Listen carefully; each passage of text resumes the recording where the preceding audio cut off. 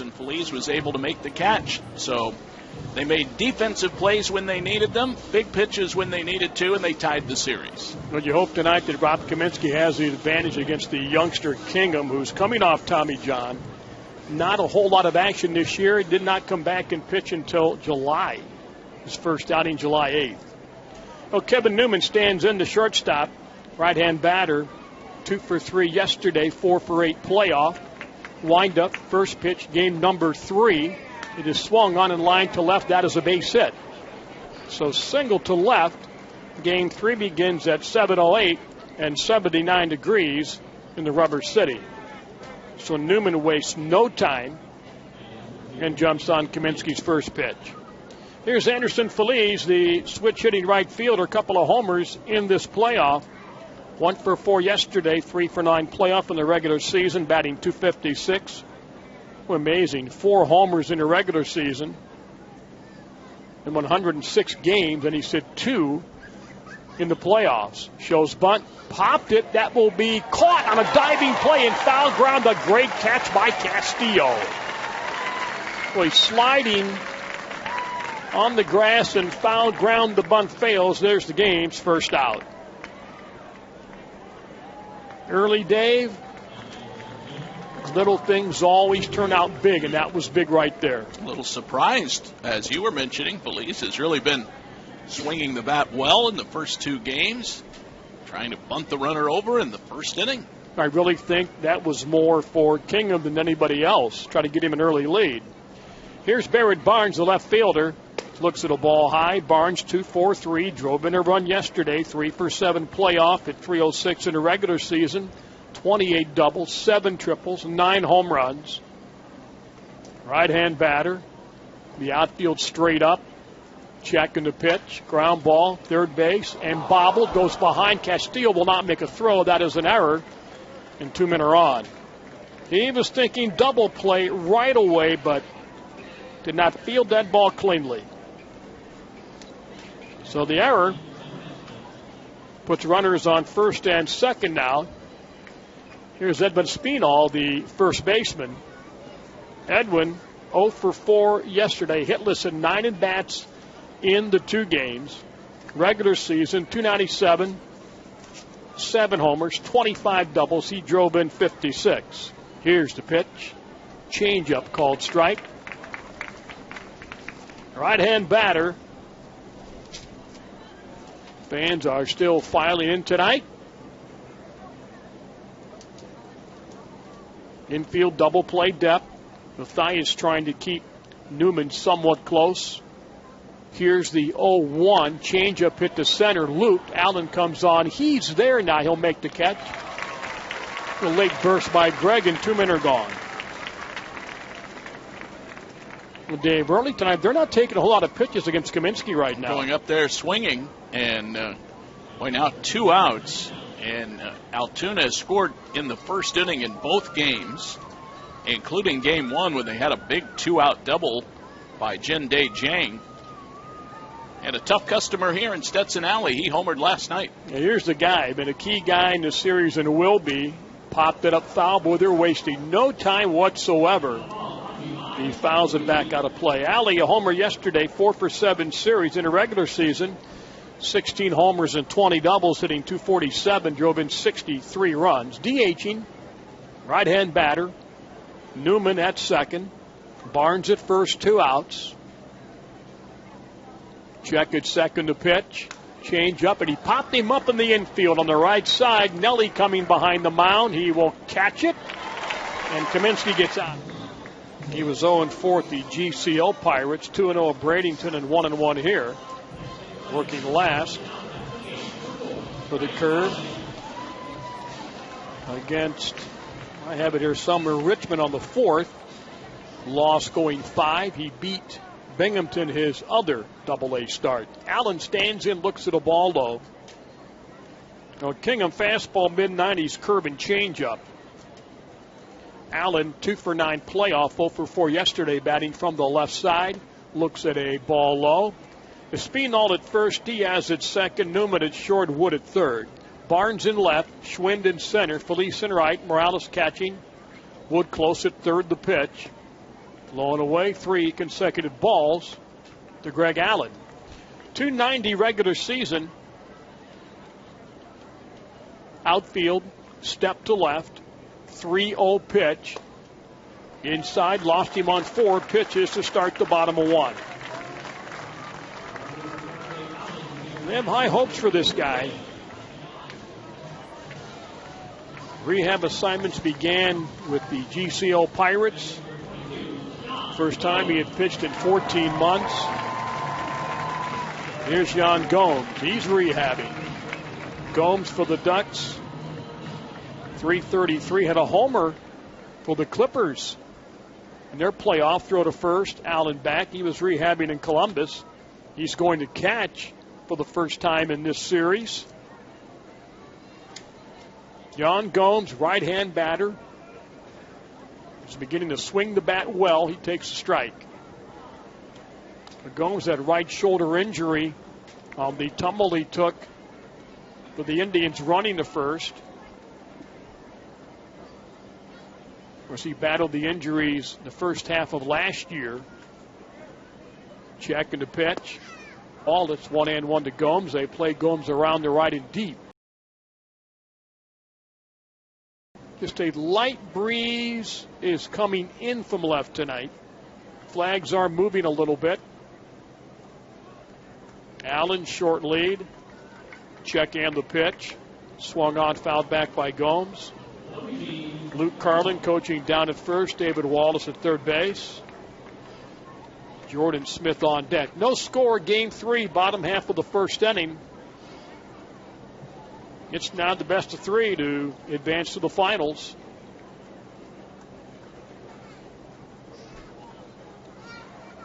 One, two, reaching, sends it foul to the right, backing out of play. Now, you fans, there's fireworks tonight, as well as tomorrow night. If needed, they'll shoot them off Sunday night. Boy, come on down. Great playoff baseball. Here's the pitch. Line foul, third base. Down to the McDonald's family area. He sent a bullet down there.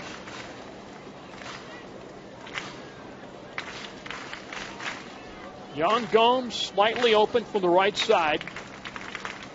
Kingham checks again to pitch. Popped him up foul. That's out of play to the right. The Indians in Minnesota tonight. Danny Salazar goes. The Indians winning 8 of 10 games on that recent homestand to close out with that strange win yesterday. Kingham again. Comes home, struck him out swinging, fastball in the outer half. Adam Lieberman, the fine PR man of the Ducks.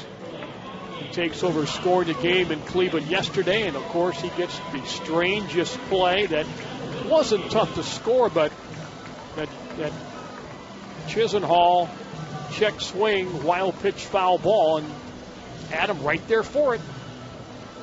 Here's Jordan Smith, 3 for 6 playoff, couple of walks, 0 for 2 yesterday. Here's the pitch. Looks at a changeup strike on the outside corner. Now, did I hear or read that is not a reviewable play? That's exactly right. What an awful way to lose a game. What? Why would a foul tip or not a foul tip be non-reviewable? I bet you it is next year. Checking the pitch. Missed inside. Greg Allen, not a real big lead against. He's engaging Kingham. Boy, Jordan Smith really carrying this team the final month and a half. 1-1 pitch. Fouled back above us to the right. Change up that time. 1 ball and 2 strikes. Nelly Rodriguez on deck. No score. Bottom half of the first inning from Canal Park on this Friday night. Jim Clark and Dave Wilson. Alan Fisher back in our studios tonight. Still humid. 79 at game time.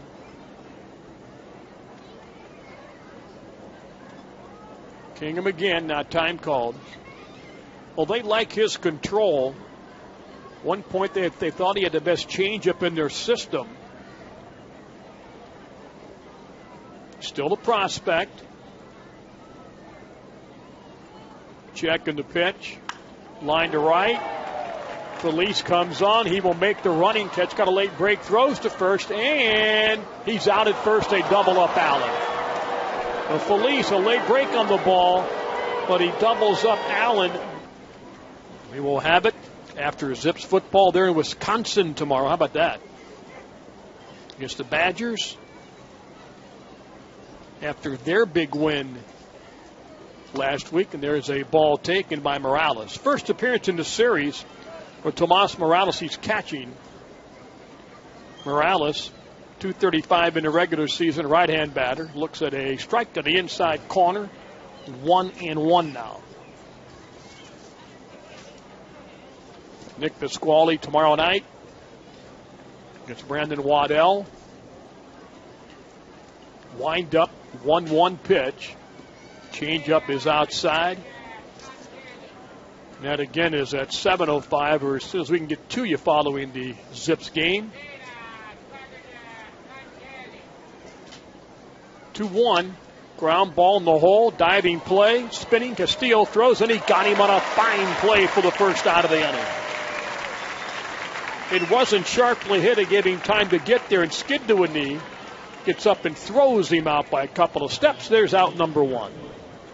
Well, Eric Stamets was coming in behind, and he went ahead and dove for it anyway. He was going to make sure he stopped that ball, even if it got through Ivan Castillo. But Ivan, 2 great plays tonight already. 2 stars already on that catch on the bunt, and that nice diving play.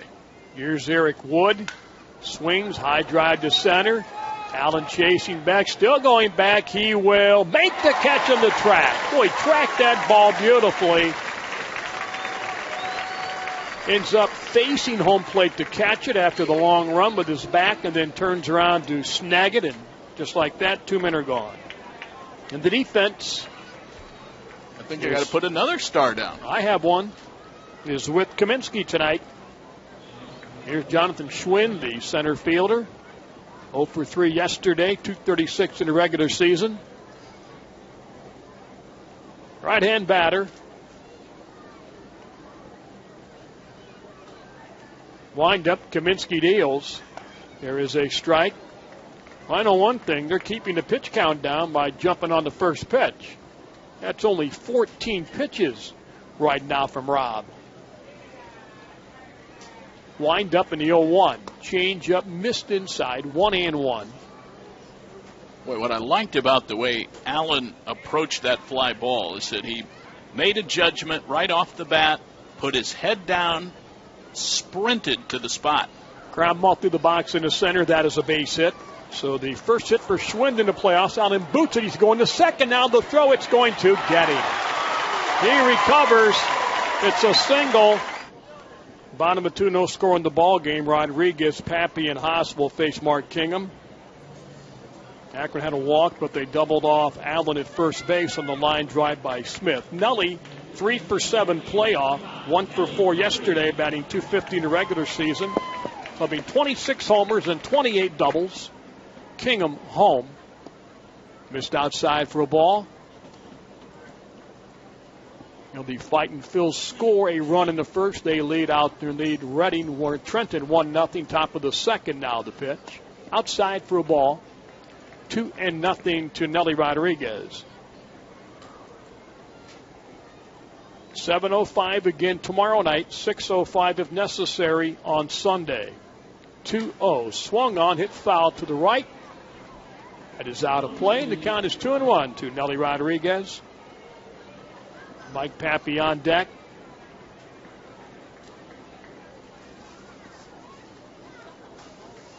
Wind up, 2-1 is swung on, hit foul again to the right, and again out of play. Evens it up at 2-2. Nelly, a solid regular season, just missing time to single season homer mark.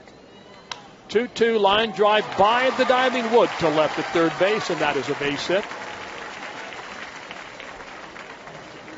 So Nelly has Akron's first hit tonight.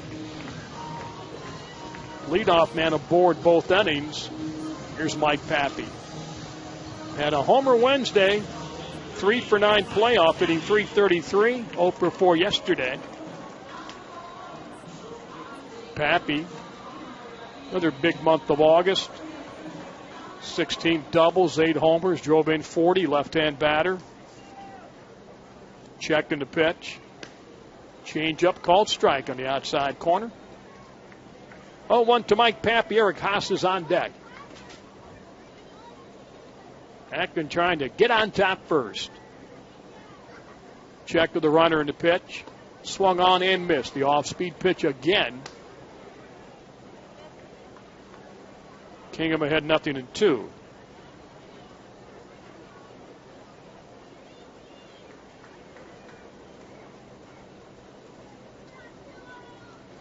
Look in the pitch. A little bit low.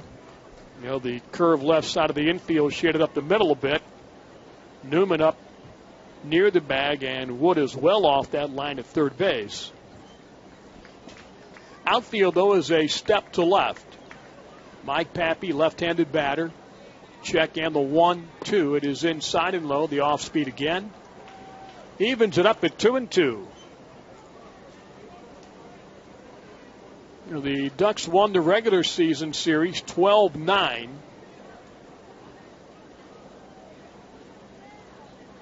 Here's the 2-2. Line drive to the right, and that is a base hit.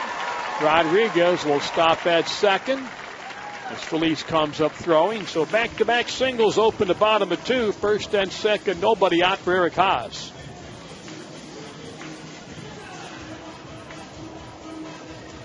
Eric, couple of doubles in the series, 1 each night. 1 for 3 yesterday, 2 for 8 playoff, regular season, 208, but he had 12 homers and 14 doubles.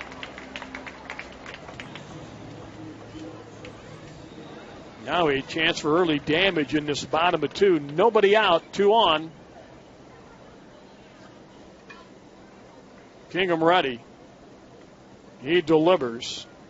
Change up curve called strike. He dropped it on the outside corner.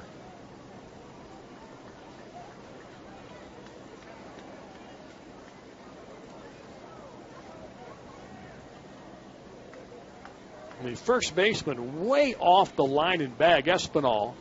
0-1. Just missed the outside corner. He is way off that bag. He's probably 40 feet off the line. Where he plays when they have the shift on. Here's the pitch at 1-1. Called strike, off speed again. Had Eric way out front. 1-2 to Haas. Nelly Rodriguez at second. Mike Pappy at first, nobody out. No score, bottom of 2. Eric Stamets waiting on deck.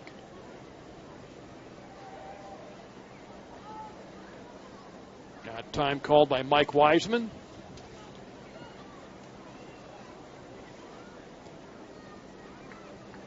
Just a 3-man crew tonight.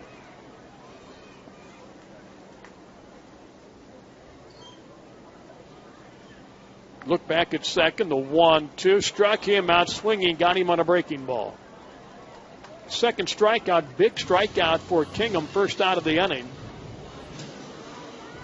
Here's Eric Stamets. Had a homer on Wednesday, a 4-hit night. He was 0 for 4 yesterday.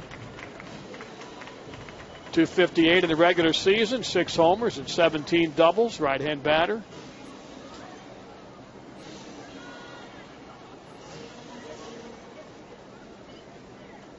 The outfield to right, the infield playing for a double play ball.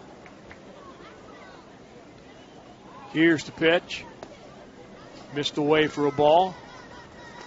One of these teams will face elimination this time tomorrow night.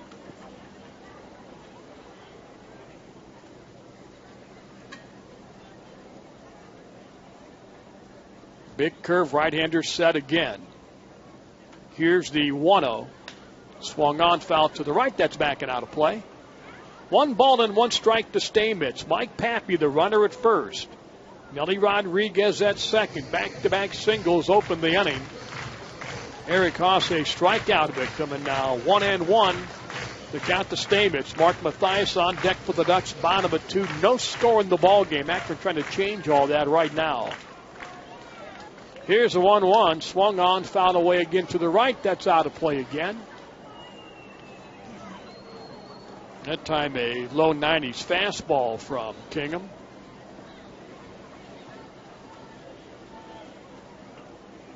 He was out for 14 months before coming back into action on July 8th.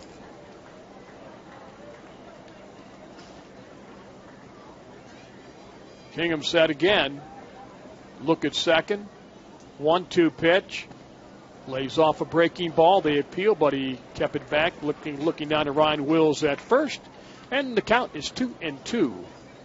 They're coming up. Kingham made 3 starts against the RubberDucks back in 2013, 3 more in 2014. Always pitched well. Was up at AAA when he had his elbow trouble. He's trying to fight his way back. Here's the 2-2. It is outside and high. Now the fastball has not touched that 95 mark tonight. 3-2 now to Stamets. Will they run them? We'll find out. A huge lead for Pappy with Espino off the bag. They're not going. It's a little bit high, and the bases are loaded and walking. Second walk of the ball game, first of the inning. And they're loaded now for Eric Stamets. Morales goes out to talk with the right-hander. Joined by Diaz and Wood from second and third base. Well, it's not a youngster who's out there. He's 24 years old. He's been here before.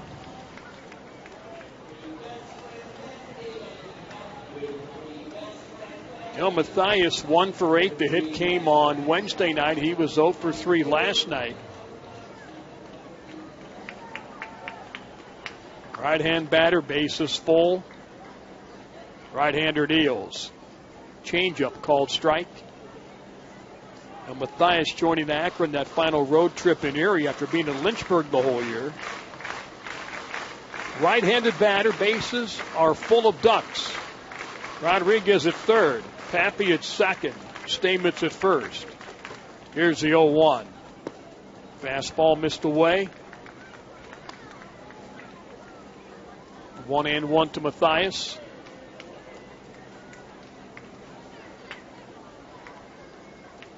The outfield shaded to right.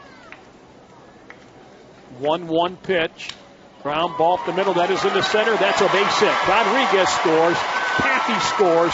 The third they go. Not in time. Mathias to second. And he is out at second base. But a 2-run single by Mathias giving Akron a 2-0 lead. He dropped that right up the middle. So Rodriguez and Pappy both score. Stamets to third base. Mathias is out. 8-5-4. 2 outs. Here's Castillo now. Well, he got a curveball from Kingham there and just caught the end of the bat and rolled it up the middle. Castillo drove in a run yesterday. Swings, lines it back on the screen. Now Newman, the shortstop, is up the middle shaded. At third base, Wood is off the line and on the grass.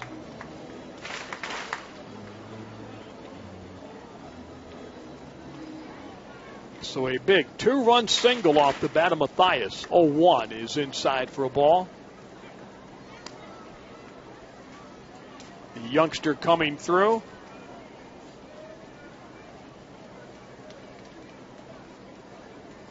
Kingham from the belt. 1-1 pitch. Ground ball broken back to second. Diaz gloves and underhand toss is in time. Boy, an easy toss almost. Christopher Diaz, the second baseman, first appearance in the playoff. 226 regular season. Right-hand batter of the pitch. Takes a strike on the inside corner. You know, the Fighting Phils, couple of more runs. They lead Trenton 3-0, bottom at 2 in Reading. Here's the 0-1 delivery. Shows bunt. Is that a strike? Nope, he got the bat back, I guess. Pitch was inside to kind of zeeb it at 1-1 to Diaz. Well, there's no doubt, you mentioned it earlier, getting back to First Energy Stadium, that is going to be big for Reading. 1-1, swung on, fouled back to the right. Such an advantage from a number of standpoints, including not only the fan support, but just the physical dimensions of that ballpark. That tiny park. Here's the 1-2. Ground ball, third base behind the bag, long throw. Castillo got him by a couple of steps. 5-3 play starts the top of three. Yvonne very busy tonight. And back to the top of the order now. And Kevin Newman singled to left to start the ball game tonight. Curve have 2 hits. Akron 2 runs on 3 hits. And Akron, the game's only error tonight. And Newman a good playoff. He's 5 for 9.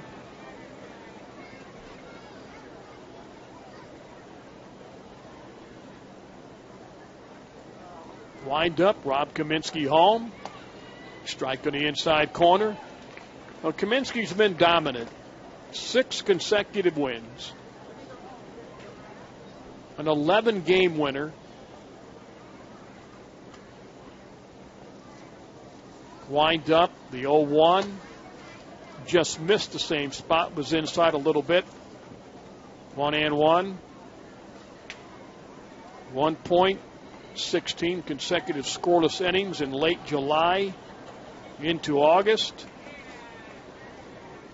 Here's the 1-1 to Newman. Change up, hit foul to the right. That's backing out of play. In those 6 wins, just one time allowing more than 2 runs. That was the last outing last Saturday to Bowie when he went 7.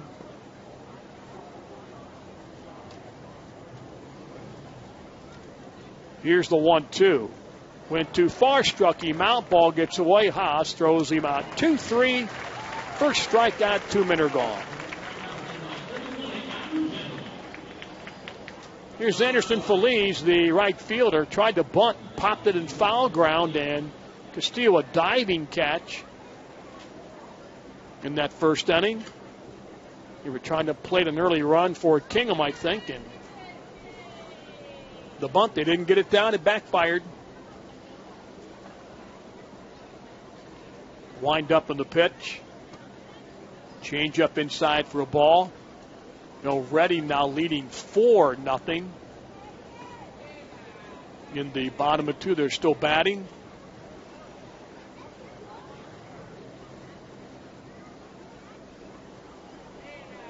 Rob Kaminsky, the 1-0, is inside for a ball. And Mathias was shifting during the windup that time, moving up the middle a little bit more. He's still on the second base side, but he's well up the middle. 2-0 to Feliz. Ground ball, that's fouled on the third base line. Kicks off the grandstand. 2 balls and a strike to Feliz. 2 outs and nobody on top of 3. The Ducks have a 2-0 lead. Barrett Barnes on deck for Altoona.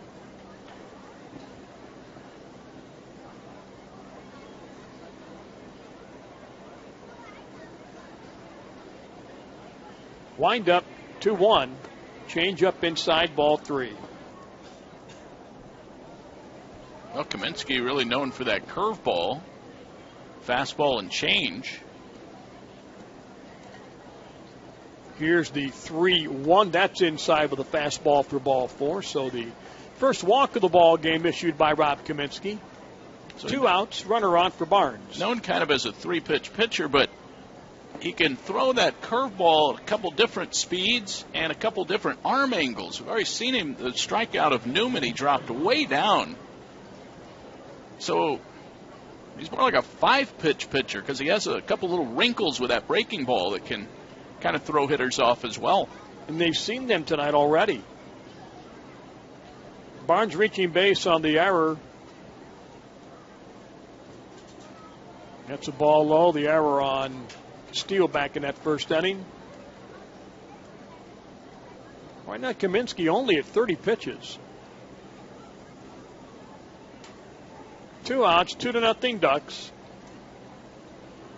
Barnes stands in, Felice on first. The outfield straight up, the infield back in their normal spots. Check on Felice. They go that way. He's back easily. Not a bad crowd at all tonight for a playoff game on a Friday night, a high school football night. There's a good contingent on hand.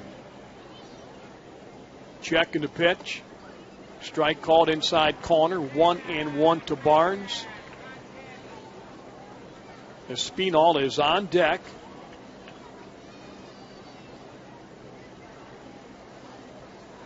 Rob Kaminsky ready again. 1-1. Change up, popped him up. Short behind the bag at second. Going back, caught by Matthias. Inning done. 2 out here in the bottom of 3. Top of the order, Allen, Gomes, and Smith will face Mark Kingham. Allen walked back in the first, got doubled off on a ball to right off the bat of Smith to win the inning. Hitting from the left side. Here's the pitch. He looks at a strike at the belt. 2 runs on 3 hits for the RubberDucks. No runs on a couple of hits for Altoona. Wind up on the 0-1 pitch. Swung on and missed, and it's 0-2. Again, 7:05 for game 4. 6:05 if necessary on Sunday night for game number 5.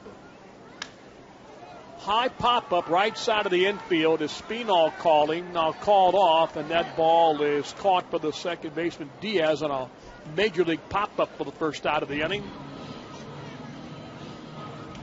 Here's Jan Gomes. He struck out back in the first.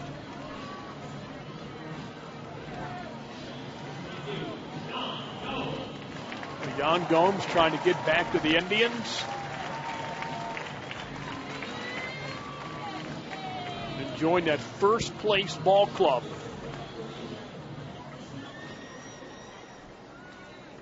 The outfield deep to right. The pitch is a strike on the inside corner to Gomes. Well, you mentioned he played with the Clippers. Now he's in the Eastern League playoffs and could be in the big league playoffs before it's over. Fouled back to the right. That's quite a playoff resume in 1 year. One that he doesn't want to carry into other seasons. Here's the 0-2 to Gomes. Missed away. 1-2. Not a bad guy to add to a game 3 situation. Now time is called. Well, such a good year 2 years ago, and just never could get on track after the early injury last year, and just not on track this season early. Here's the 1-2. Outside 2-2 now to Gomes.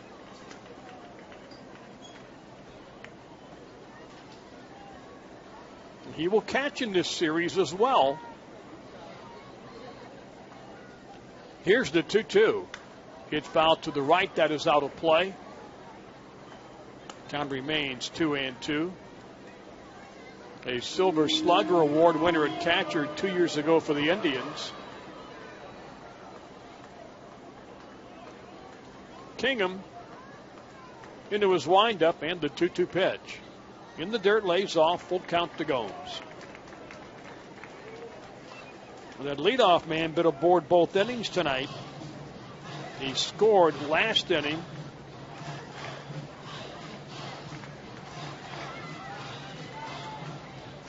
Kingham again. Here's the payoff. Fouled back to the right. Got a piece of the fastball, and it's good catch and a rebound. It's 3-2 to Gomes.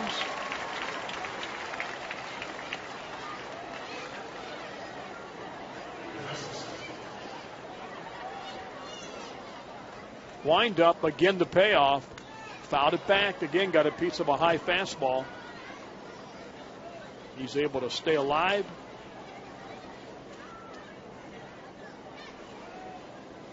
Well, Kingham very consistent with his velocity, and his control's pretty good. Here's the payoff. That's low. That's ball 4. Third consecutive time Akron's got the leadoff hitter aboard, both 2 times on walks now. Third walk of the ball game. Take it back. This is the second batter of the inning. Almost forgot about Allen's high pop-up.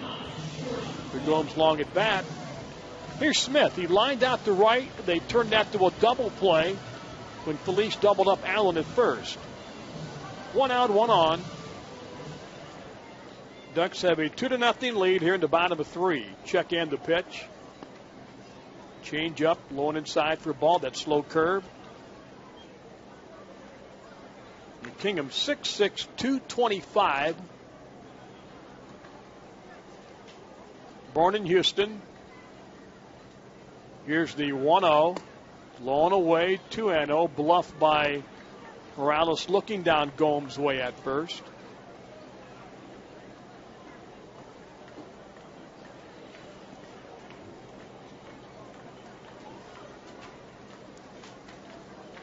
Short lead, 2-0. There's a slow curve, missed again, 3-0.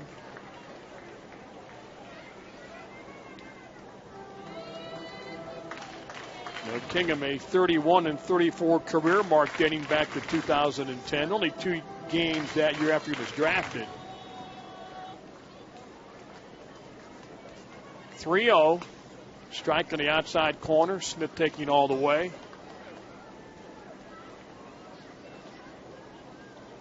Won 5 games at AAA in 2014.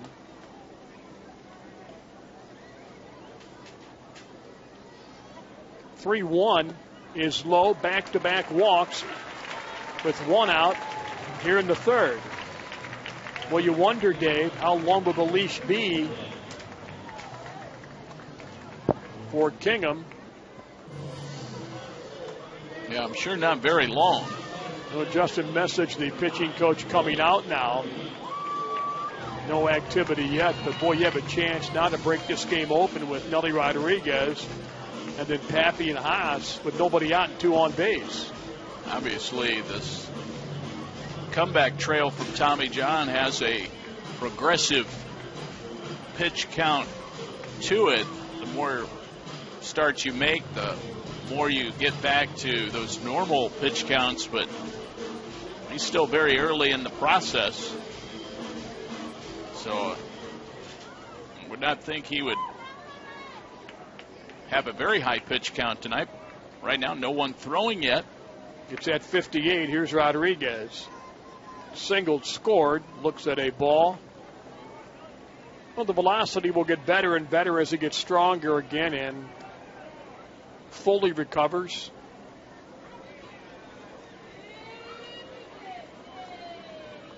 One out, Gomes at second. Smith at first, 2-0 Akron. Now Kingham stepping off. This is a process coming back. The outfield deep it around to right. And again now, this time the catcher Morales goes out to talk with Mark Kingham. Well, they're going to get action going in the bullpen. I would imagine that will be Cody Dixon. We'll see who gets up to start throwing. Dixon in their bullpen and a starter most of the season. Would likely be a long relief option here in this game. That is who it is.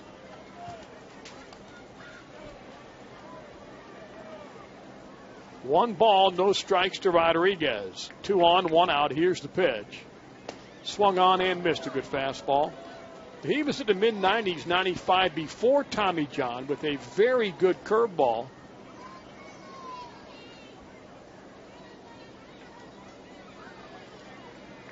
He's set again.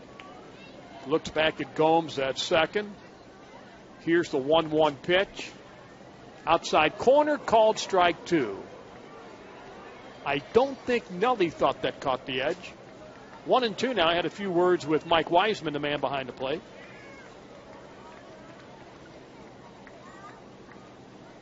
Right-hander set again. Here's the 1-2. Struck him out. Same pitch went after it that time and could not catch up with that outside fastball. Third strikeout, big out, second out of the inning. Here's Mike Pappy. He singled to right. and scored with Rodriguez on the one-out single with the bases full by Mathias in the Akron second for their 2 runs tonight. And a 2-0 lead. Kingham set. Here's the pitch.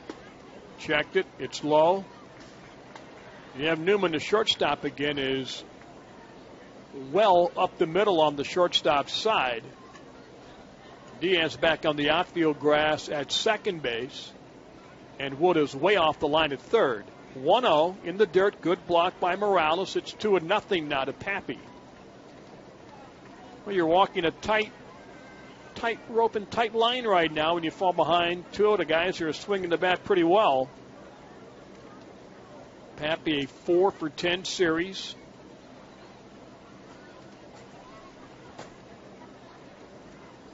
Check by Kingham. 2-0. Swung on and missed. Got a fastball by him on the outer half. 2-1 to Pappy. 2 outs. Gomes, the runner, at second. Jordan Smith, he's at first. Akron, a 2-0 lead.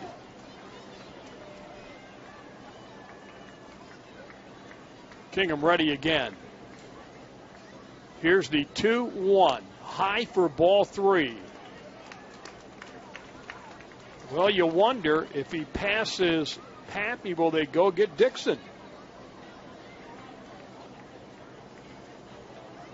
Or does he need some more time to get ready?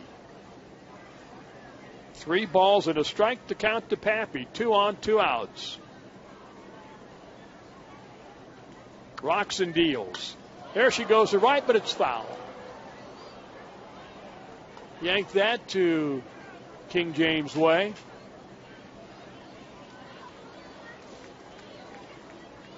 Right in front of the old Scots, 5-10. Full count to Pappy. Runners now can be traveling. Gomes, he is at second. Jordan Smith is at first. Payoff. Fouled back this time on the third base side. That clears the ballpark. They'll do it again.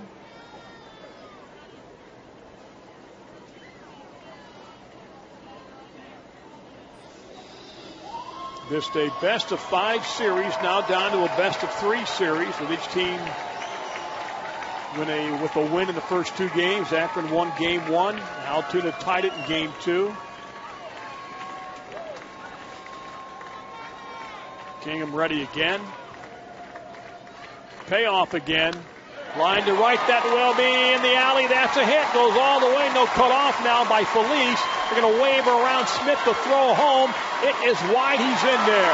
2-run single by Pappy. Akron has a 4-0 lead.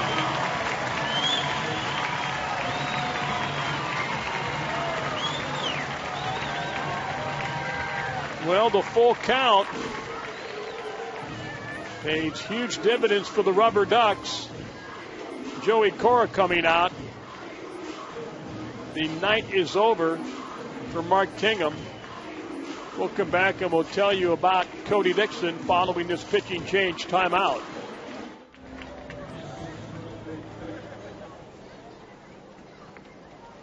Is that Dixon, Dave? It is not. It's not. We'll see who. Because he's a lefty. Swung on and fouled back. Dixon was in the pen. He sat down.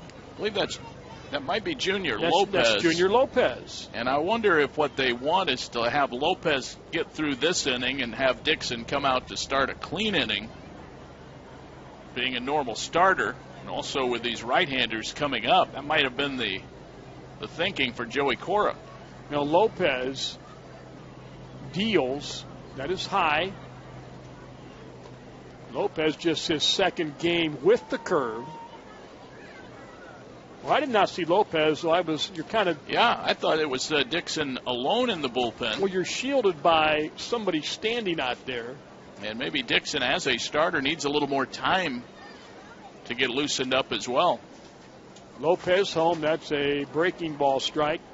Well, Lopez working last against the B-Mets on the first. He came here from Bradenton on August 30th. 3-4 for the Marauders, a 4.25 ERA in 38 games.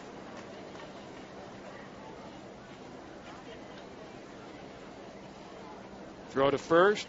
I wasn't watching any warm-up. I was reading his numbers and looked up, and hey, that's not the same guy who was in the pen a minute ago. But you're right. I think it was the fact that not enough time to get Dixon ready.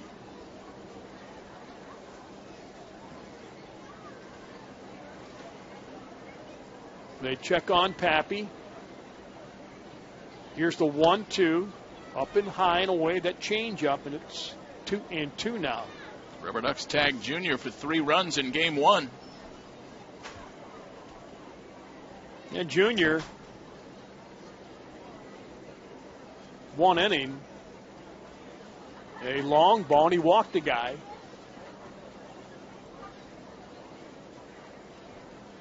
Look at first throw that way, scrambling back is Pappy. Mike Pappy, a 5-for-11 playoff. He's driven in 5 runs.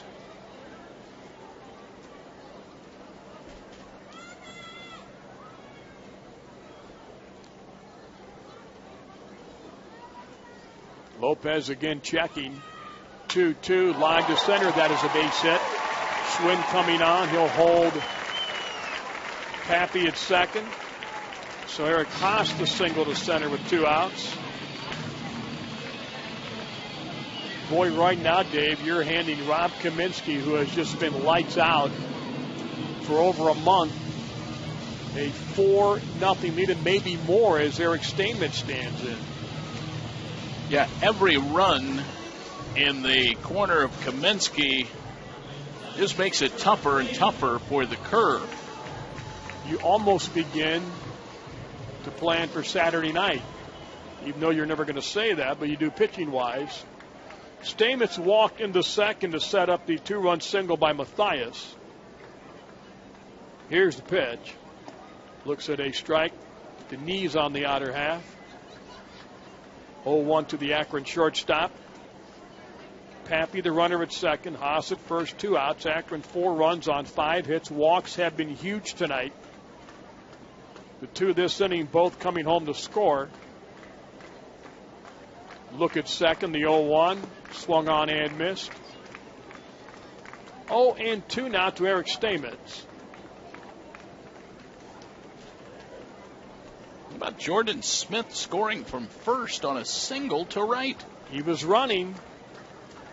Well, that could have easily been a double, but right. It was cut off nicely by Felice going toward the alley.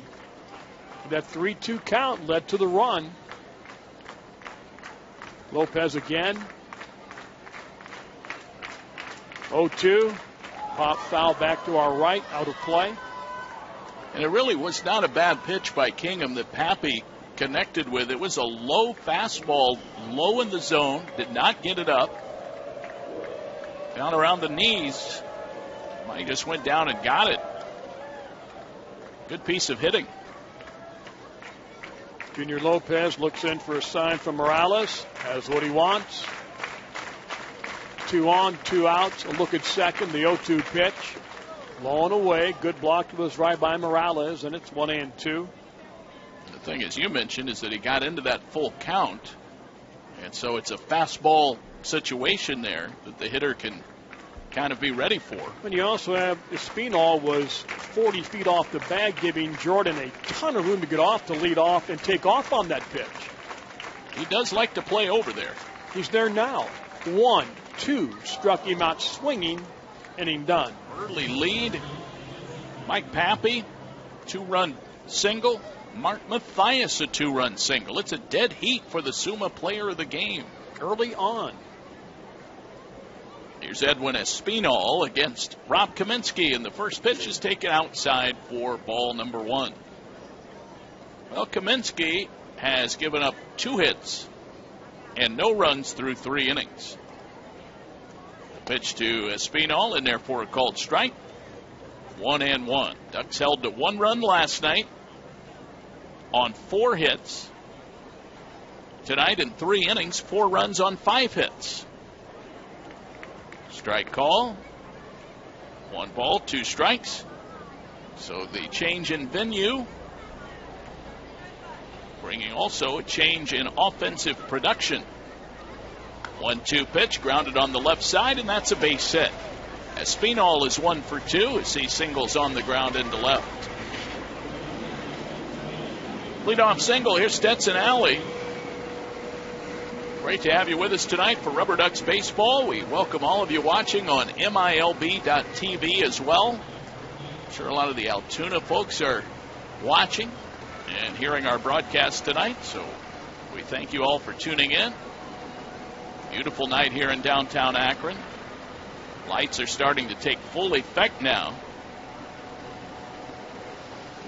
Kaminsky pitching to Alley, and it's fouled away over to the right-hand side.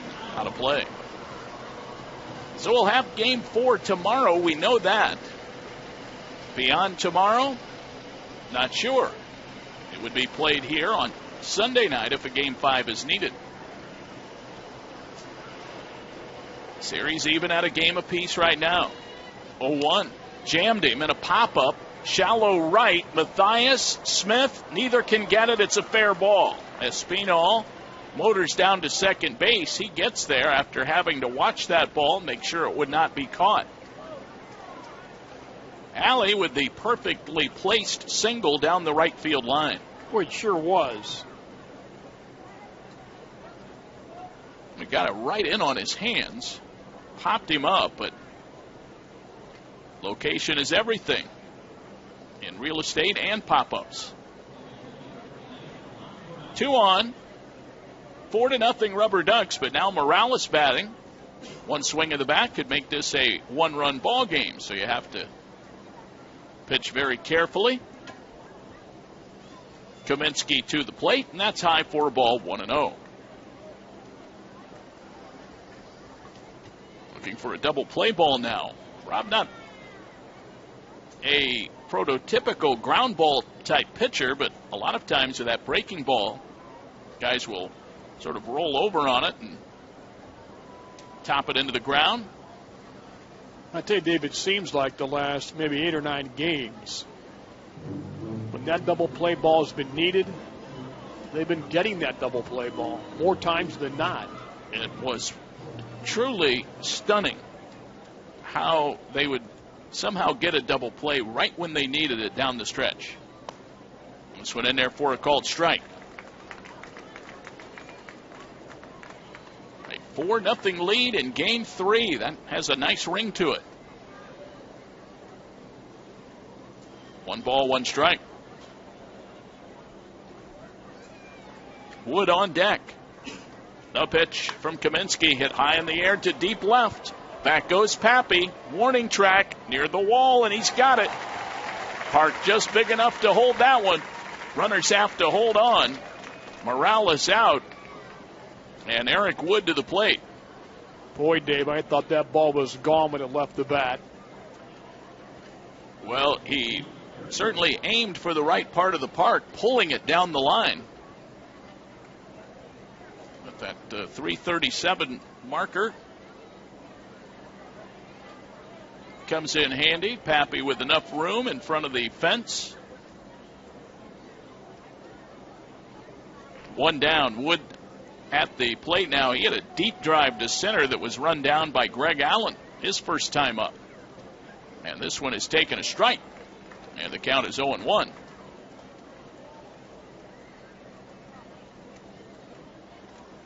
Jonathan Schwind is on deck.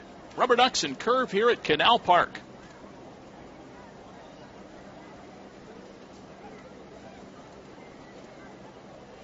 The ball's 1 strike. Kaminsky. 6 straight wins to close out his regular season. Ball outside, and it's 1 ball, 1 strike.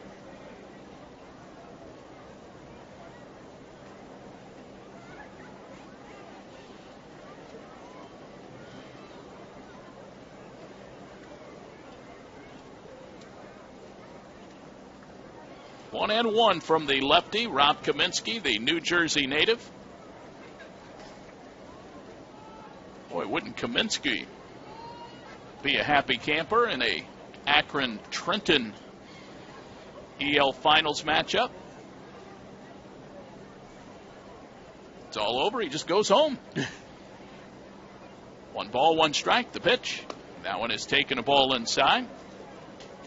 It would be great to get about 7 out of Rob tonight and really set things up, if needed, for 2 more games with a fresh, completely rested bullpen. Yeah, no doubt about it. Last night, Peoples, despite not having his best stuff and struggling early, he still gave them 6. That's a key. And only used Weathers for a third of an inning. David Spear an inning and 2/3. Boy, that one looked to be right down the middle. What do you think, high? I thought a little bit low. Somewhere it looked to split the plate, but the height or lack of made it ball 3. 3 balls, 1 strike.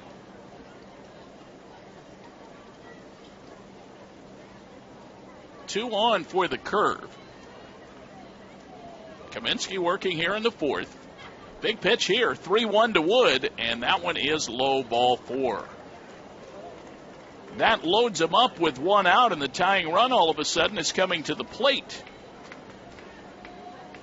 And now Tony Arnold will call time. He asked for time. I guess it's actually called by Mike Weisman. And the pitching coach for the RubberDucks, who's done such a great job this year, will head out and talk with Rob Kaminsky, as well as Eric Haas and Nelly Rodriguez.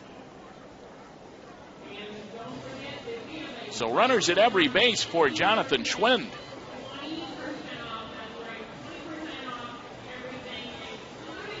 Well, a big team shop sale for the fans, 20% off. The RubberDuck team shop. Playoff items as well.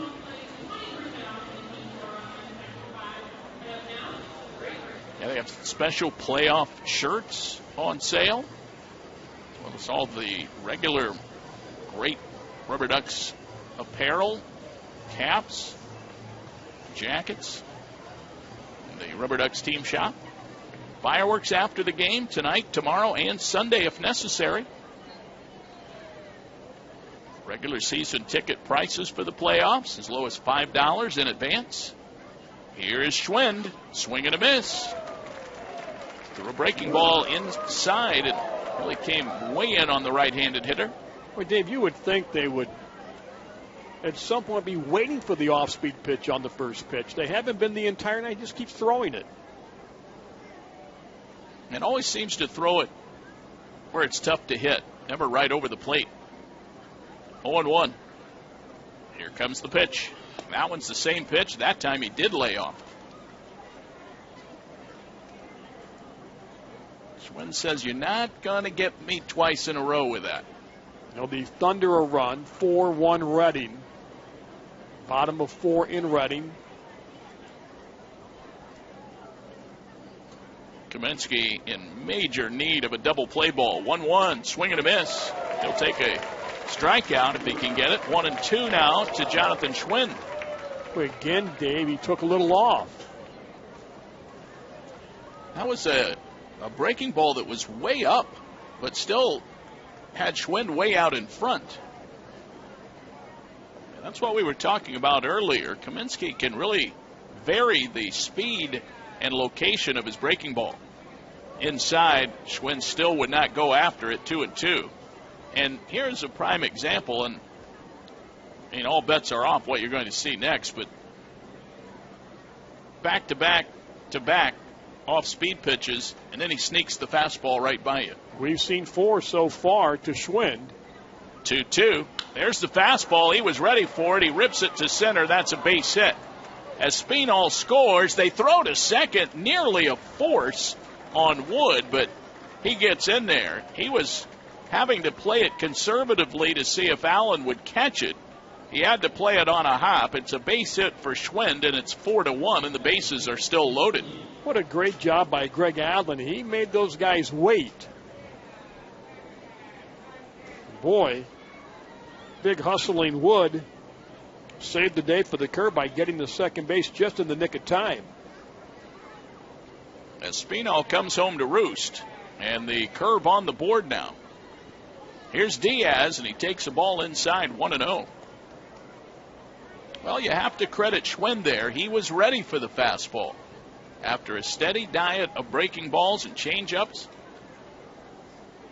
He smacked that ball into center field. Diaz 0 for 1 today. Late swing and a foul. Thankfully, that hit a post up above the lower seating bowl and then bounced harmlessly back out onto the field. That ball was hit extremely hard into the seating area.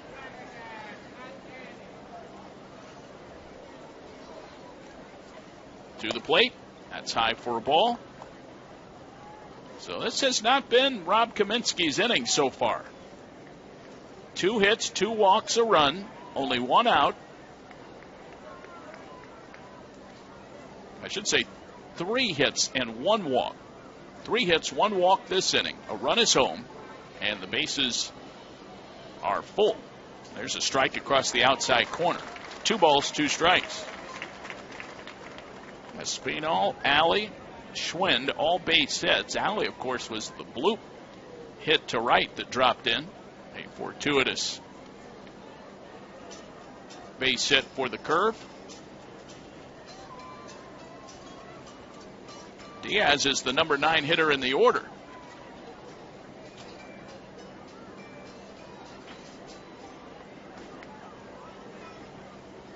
Mouse made a quick visit to the mound. Now the RubberDucks have action going in the bullpen. If this starts to go south, David Wallace will, I think, have a pretty quick hook. 2-2 inside. And it is now a 3-2 count to Diaz. And you fire another one out of the strike zone. And it's a 2-run ball game. That is Cameron Hill, the righty, getting loose for Akron. Newman is the on-deck batter. Diaz awaiting. And here is the payoff pitch. Check the swing. They will appeal. They say it's ball 4. And a run is walked in. That makes it a 4-2 ball game. The pitch in and of itself was pretty close, Jim. And then the check swing. It's a little bit low. Boy, not by much at all.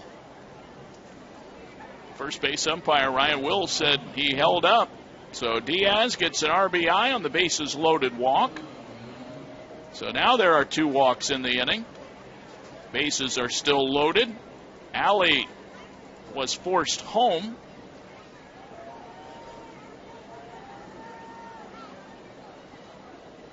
Top of the order in Newman. Outside and high for a ball. 90-mile-an-hour fastball. 1-0. I could be wrong, Dave, but he just has not had good command of the fastball tonight. And we haven't seen a whole lot of it. Sometimes a pitch is not with you on a certain night, and you have to hunt. 1-0. He throws it there, and it's belted down the left field line. That one's going into the corner. This is going to be a tie ball game.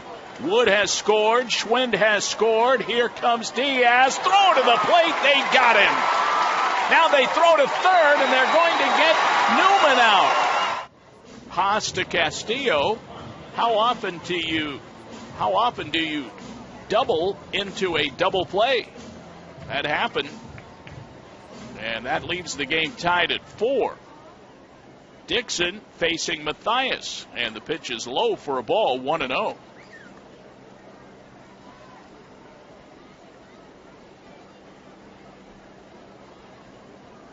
The pitch.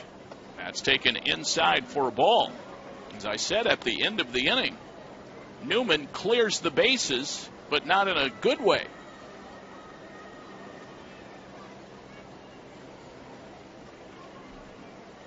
The pitch. That's taken a ball. 3-0. Boy, when he doubled with the bases loaded, there was only 1 out. Time the play was over, there were 3 outs. 3-0 to Mathias. Dixon to the plate, and that's in there for a strike. Lopez works 1/3 of an inning and gives up 1 hit and 1 strikeout. There's ball 4 to Mathias. So the go-ahead run is on base. RubberDucks took a 4-0 lead through 3. Curve have tied it up at 4. We're in the bottom of the 4th inning. Here's Ivan Castillo now.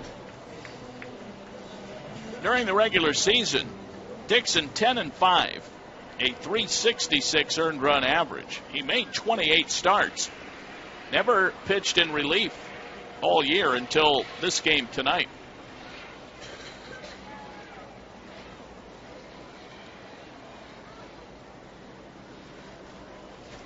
Dixon against the RubberDucks this year, 2-1, an ERA of 3.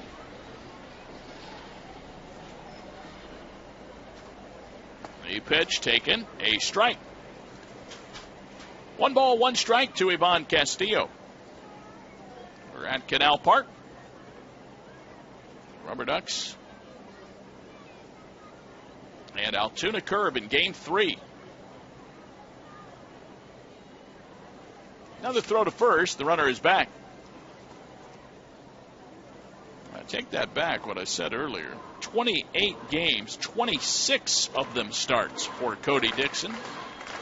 2 relief appearances, and one of them came against the RubberDucks. Swing and a miss by Castillo, 1 and 2. Matthias at first, nobody out, bottom of the 4th inning. A 4-4 ball game.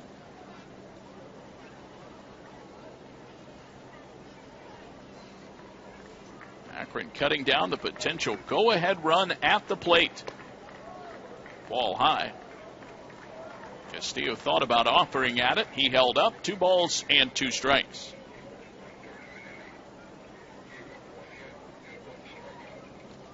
So Nick Kingham off the hook. 2 2/3 innings tonight. Castillo awaits the pitch, but he will wait some more. Throw goes to first, not in time to get Matthias. So 2 2/3 innings for Kingham, 4 earned runs on 4 hits. Walked 4 and struck out 3. This one is taken outside for ball. 3 and 2.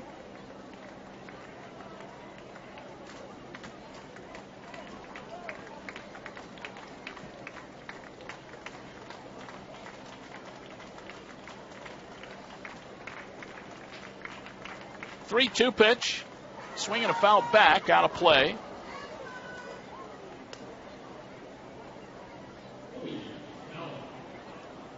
Good at bat going here.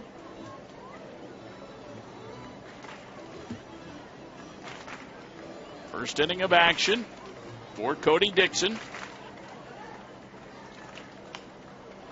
Here's a little dribbler back to the mound, picked up by Dixon. He throws to second. That's all they get. So the tapper by Castillo, after a lengthy at-bat, he ends up with a fielder's choice. Just off to the third base side of the mound, they get Matthias. Nice play by Dixon. And that is Cody Dixon now. I'm sure of it. We've confirmed that is Cody. Well, Allen will turn around and bat right-handed against the lefty. We knew Cody would be here. Just a matter of when. Swing and a miss. 91-mile-an-hour fastball. No balls, 1 strike. Gomes on deck. Tie ball game.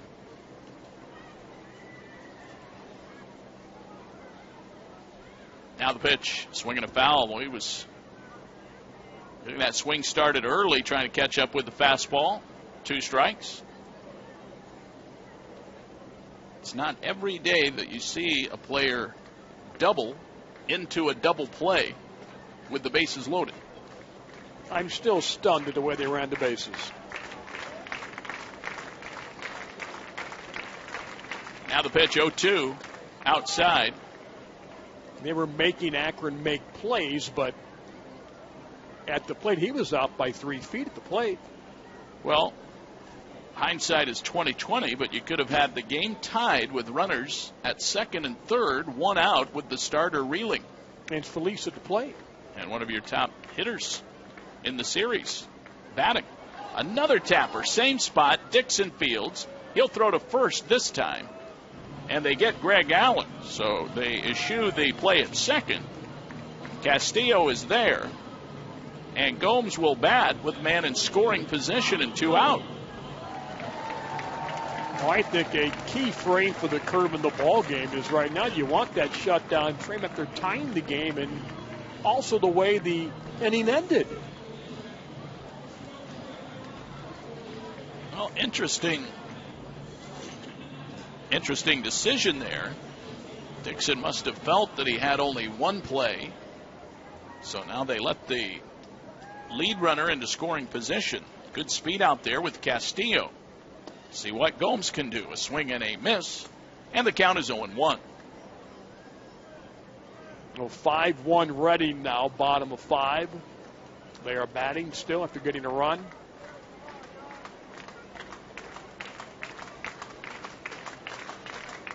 Jan tonight has walked and struck out. Here's the 0-1. And again, got the fastball by him, a swing and a miss. Now, I've liked Dixon all season long, but his walk numbers, I think, concern them. He's walked in the regular season almost as many as he fanned, 92 with 105 strikeouts. That's too many walks. He has Gomes on the ropes at 0-2. Here is the pitch. Curveball, strike 3 call. Boy, he dropped the hammer on you. 4 innings and 4 runs for each team. Anderson Feliz will lead things off. Top of 5. Here come the Curve now. Rob Kaminsky back to work for the RubberDucks, and the pitch is outside for a ball. It's 1-0. Kaminsky, a rough inning in the 4th. He misses inside to Feliz here, and it's now 2-0.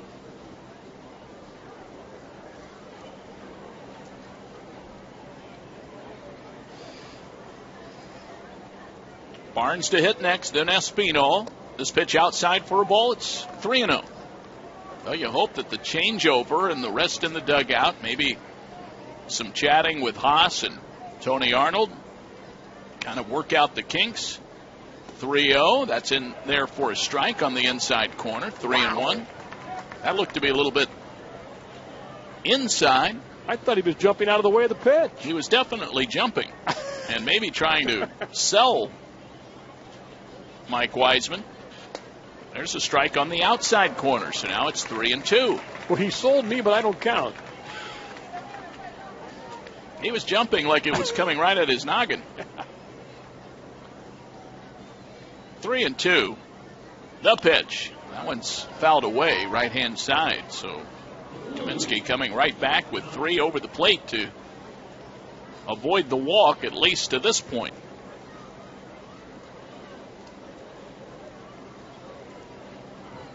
Now the 3-2. Late swing and a foul on a fastball.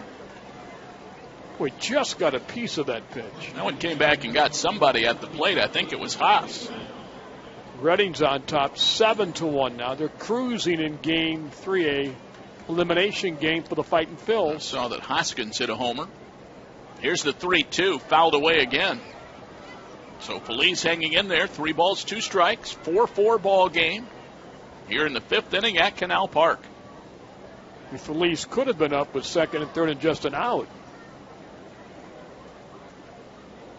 3-2 again, popped up foul, good at bat.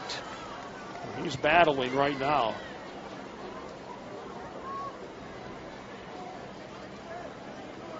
Feliz is a switch hitter. He had 2 home runs in Game 1, almost had 3 home runs. Greg Allen caught a drive at the center field fence, and here's a ball belted toward right center. This is going to be way back. Smith on the run. He makes the catch in the gap on the warning track. 1 out. Boy, Dave, that is 2 balls tonight, I thought, that were not going to be caught, and one would get out. They caught them both. That drive by Morales in the 4th, and then that ball to the alley and right. A great running catch by Jordan Smith. Jordan making those long strides, had it measured perfectly. Just before he got to the fence, he picked it off. That ball was hit well and traveled well. Here's Barnes now, 0 for 2. Inside, and it's 1 ball, no strikes. Boy, Dave, to me, he's been a 5-tool guy since mid-July, Jordan Smith. without question. Hitting for power, hitting for average. Great defense. Line shot caught at third by Castillo. Barnes hit it right on the nose, but Castillo makes the catch. Barrett is 0 for 3 now, 2 outs. And the batter is Espinal. Well, they're thinking right now, what do we have to do to get a base hit right now? The alley, we smoke one to the hot corner. Well, the last 3 batters have all hit the ball well, but outs have been recorded on every one, including the double. That might be the play of the series when it's all said and done. You never know. 0-1. Next pitch to Espinal, fouled away, and it's no balls, 2 strikes. Well, it was a play in which Altoona could have taken the lead. The RubberDucks executed a great relay, cut off, and relay to the plate to keep the game tied. 0-2 pitch. That's lined to center field. It's going to hang up for Allen. He makes the catch. And the curve out, 1-2-3. The bottom of the 5th inning. Leadoff batter for the RubberDucks is Jordan Smith. He made one of those nice running catches at the top of the inning. Warm night here in Akron.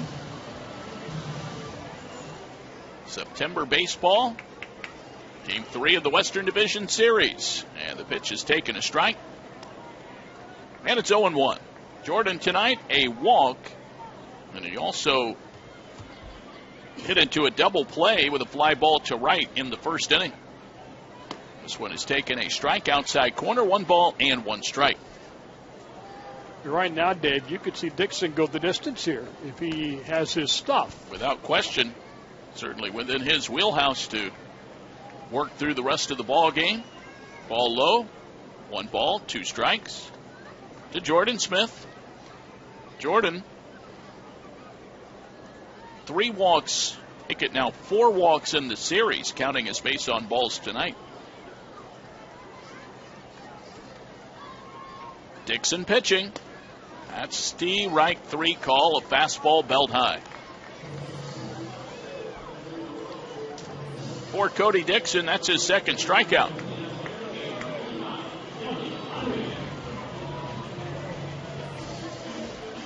Here's Rodriguez now. Single and a strikeout tonight, 1 for 2. Tomorrow night, 7:05 for Game 4. This one is taking a ball. Game 3 hangs in the balance right now, tied at 4 in the bottom of the 5th inning. Ducks have squandered a 4-run lead, but have managed to keep it tied. They have the shift on the left side for Nelly. And it's a ball high, 2-0. Well, both teams have exhibited some resiliency in this series. Akron coming back from a 4-run deficit in Game 1. And the Curve bouncing back from 4 runs down here in Game 3. 2 balls a strike now to Rodriguez. The pitch. That's popped away foul. Well, a tough night for the Clip Show. Down in Gwinnett County, Georgia, the G-Braves leading the Clippers 11-0 after 6 innings. That would be a tough night. It's going to swing the series 2-1 in favor of Gwinnett. 2-2 low to Nelly. 3 balls, 2 strikes. The Clip Show, I kind of like that. That's what they go by. The Clip Show. The Clip Show. Maybe I don't like that. I'm wishy-washy on that. That is their hashtag. Okay. The Clip Show. Whatever that means. 3-2. Here's the pitch. Drilled to left down the line, and it is going to be off the wall on the fly. It comes off to Barnes. He throws to second. Not in time. Double for Nelly Rodriguez. Dave, that was a Rico Carty double. It got to the wall in a heartbeat. What a smash. Yeah, that ball came off the bat like a cannon. shot it out there. So here's Pappy with the go-ahead run at second base. Pappy 2 for 2 tonight with a big 2-run single back in the third inning.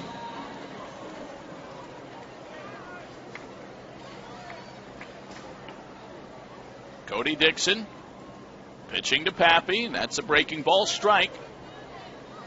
0-1.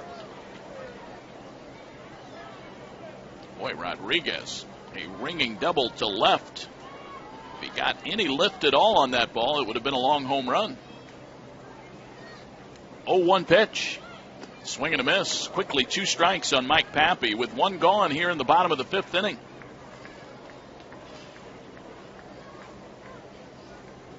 David Wallace coaching at third. Luke Carlin down at first. Hoping to see some action around the bases here in the 5th inning for the RubberDucks. Haas waiting on deck. And the pitch, 0-2. Tried to frame it, but Mike Wiseman said no. 1 ball, 2 strikes.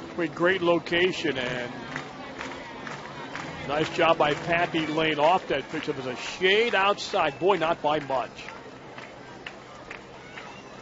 1-2. Another curveball hammered to left, but it's going to hang up for Barnes. He makes the catch. Well, Mike seemed to be holding back and waiting on that curveball, so he might have guessed right, but he hit it right at Barrett Barnes. Eric Haas will bat now, looking for a 2-out hit to drive in Rodriguez. 4-4 ball game. Sean Morimondo was pitching for Columbus tonight, gave up 10 earned runs in 4 2/3 innings. Swing and a miss by Haas. He was looking to hit it out of the ballpark. We have absolutely no wind moving around right now at all. Dixon has thrown 33 pitches, 20 for strikes.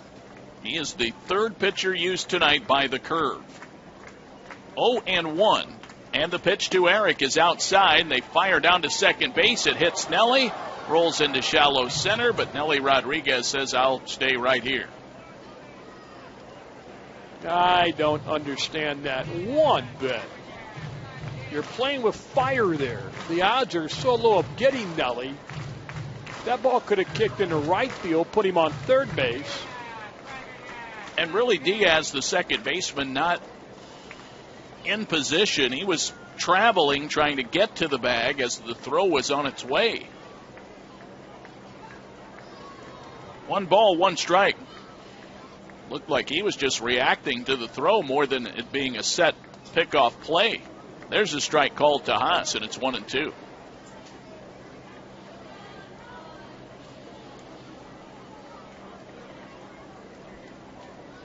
Haas singled back in the 3rd inning off of Lopez. He had a big 2-run double in game 1. Here is the 1-2 pitch. Got him swinging. Down and in with the fastball. Haas, all of those runs came in that 4th inning. Kaminsky walked a couple in that 4th and struck out 1 batter tonight. That was Newman back in the 3rd inning. Hill's ready to go, and he'll face Stetson Alley. Swing and a miss, and it's 0-1. Well, Cameron Hill saved the game on Monday. That was the division clincher. Here is the pitch, 0-1. That's taken a ball. 1 ball and 1 strike. Actually, that was Sunday, the playoff clincher. A 5-3 win. Made 10 appearances for the RubberDucks. After coming up from single A, ground ball cued fair down the third base line. It's over the bag, rolling all the way to the corner. Alley on his way to second base. Thought about 3. He rounds the bag and holds right there. Boy, Dave, such a tough play for Pappy. You're thinking, well, is it going to hit the stands where they jet out? So he kind of tiptoed, then all of a sudden shot down in the corner, had to chase it down in the corner. If it jets out, it might have been just a single, but if it gets in that corner and you're unsure, not an easy play at all. And that one was hit right down the line into that area where it's hard to judge if it's going to go off the side wall down there that kicks out, as you mentioned. Hugged the line and went all the way down by the fence. Here's Morales and a foul back on the first pitch, 0-1. Well, 9-1 Reading, but Trenton has the bases full, 2 outs in the 6th inning. Well, that is an awful long way to try to come back. Hill comes set, the pitch. That is low. It's blocked by Haas. Kept it in front of him, but he didn't know it. Cameron Hill, no record, a 2.51 earned run average. Saved 3 games and 3 chances.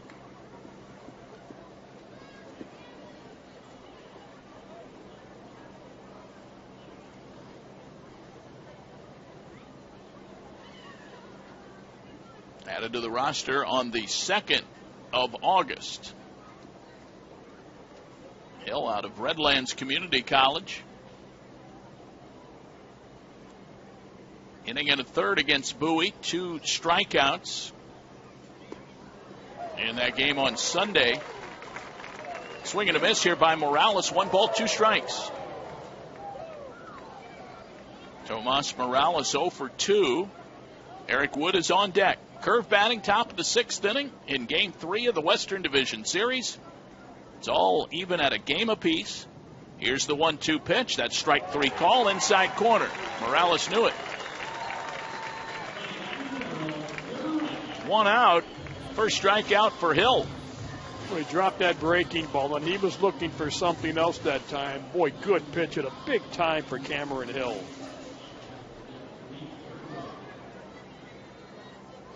So here's Wood now. He walked and scored in the 4th inning.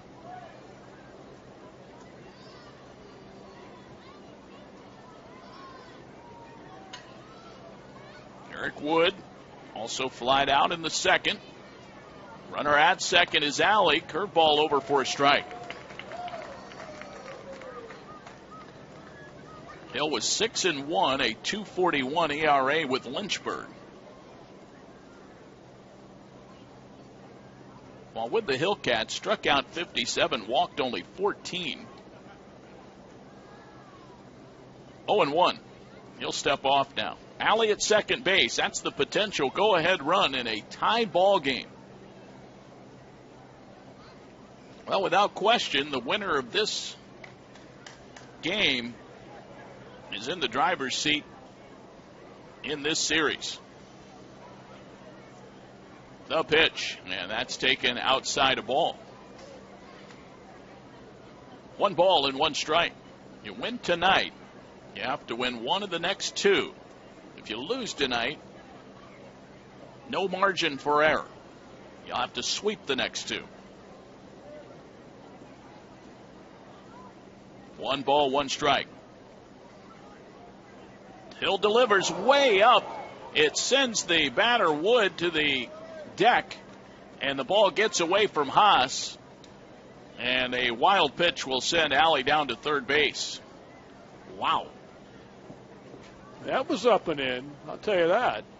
Wood cleared out. Haas could not flag it down. Fortunately, it did not hit the batter. Alley now at third base. A wild pitch. 2-1. The infield will pull in now and try and cut down the run at the plate. So they're looking for a ball hit right at someone. Jonathan Schwind is on deck. Tight spot for Hill. Here's the pitch. A swing and a miss. 2-2.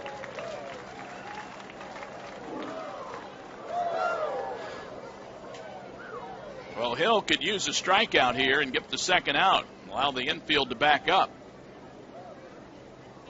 All tied at 4 in the 6th inning here at Canal Park. Akron had a 4-0 lead. Curve battled back to tie it up. Here is the 2-2. just outside. Wow. Breaking ball that just missed. Eric Haas, he's arguing about it. David Wallace questioning Mike Wiseman. I'd like to see that one again if we could possibly see it.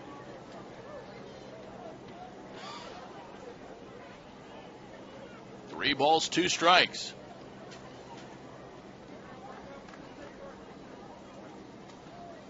Now the payoff, and that's low, and it's ball four. So Wood walks. Jonathan Schwind is coming to the plate. We'll pause here for 10 seconds. Station identification on Akron RubberDucks baseball. WARF.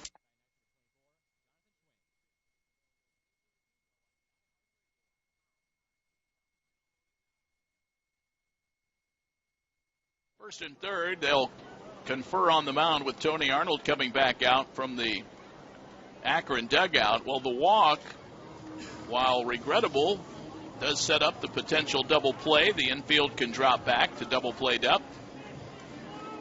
But Dave, the first thing, how do you take that pitch at 2-2? It was. Wow. Looked like it was right there on the outer corner. They were looking to catch the outer half with that curveball. Not a 12-6 curveball, but kind of side-to-side movement for Cameron Hill. It was a beauty. You're right. I'm sure 99% of the players would have been hacking at that one with two strikes. With two strikes for sure, and he caught a huge break. You know, Dave, you can forget about the NFL season is over because the prediction's been made. The Patriots will beat the Cardinals in the Super Bowl. It's already been decided. The prediction's right here. Is that from... That's Mary Kay from the Plain Dealer. Okay. Mary Kay Cabot, who's a very good writer. Who's the big draft guy for ESPN that does all the NFL stuff? Thought it might have come from him. One of many. Here is the pitch, and that's low. Runner takes off from first, throw down to second base, and Matthias takes the throw and puts the tag on Wood. Tried a delayed steal. 2-4 on the caught stealing. Boy, Dave, the Curve lose this ball game. Only themselves to blame. Inexplicable. Boy, now a sac fly will do you no good because there are 2 outs. You get a gift base on balls to start with. The pitch to Schwind over for a strike, 1-1. I'm wondering if he just didn't get a good read on the pitch. It was low, and if he thought it might have gotten by Haas. Well, I thought he had a great jump. He was well off the bag. Here's the 1-1. And it's inside for a ball. A little bit high. 2 balls, 1 strike. Fact was, Haas had the ball, and Wood just kept sort of jogging down towards second, and then he tried to run for it. Here's the 2-1. Popped up foul, backing out of play. Top of the 6th in a 4-4 ball game. A lot of unusual plays and outs. 9-3 Reading, bottom of 6th. They did get 2 in the top of the inning. Schwind tonight is 2 for 2. But he was thrown out at second, trying to stretch a single into a double in the second inning, when Allen fumbled the ball and then threw out Schwind going to second base. 3 balls, 2 strikes now from Hill. So back to a full count. 2 out. Man at third base is Alley. And the payoff, fouled away. Schwind hangs in there. 3 balls, 2 strikes. Well, this anything but a routine inning. But Schwind is only the 4th batter to face Hill. 4-4 tie here at Canal Park. Game 3 of the Western Division Series. Crowd trying to get behind Cameron Hill.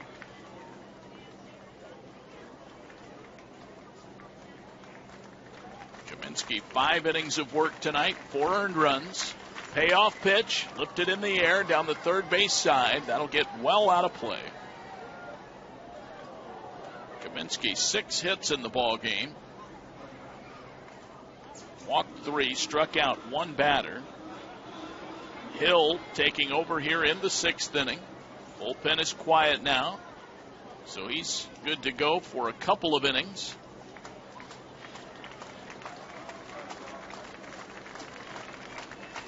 Three and 2. Right-hander delivers. That's strike 3 call. A 4-4 ball game. Eric Stamets will lead things off with the RubberDucks here in the home 6th inning. Good crowd on hand tonight at Canal Park. Friday night playoff baseball. We'll do it again tomorrow night as well. The pitch taken high for a ball. 1 ball, no strikes. Ducks had a 4-run lead. That slipped away. Cody Dixon pitching. Stamets takes it outside for a ball. And it's 2-0. Matthias and Castillo to follow. Wind picking up just a little bit, but still not a factor. Fly ball deep right. This ball's got a chance. Feliz back to the wall. It's off the top of the wall. Stamets to second base. He'll slide in there safely with a double. That one just did stay in the ballpark. Opposite field, 2-base hit for Eric Stamets. Nice play by Feliz to get that thing back as quickly as he did. Yeah, if it gets away from Feliz at all, Stamets had ideas about going to third, but he settles for a double and gets the go-ahead run in scoring position for Matthias, who earlier tonight had a 2-run single.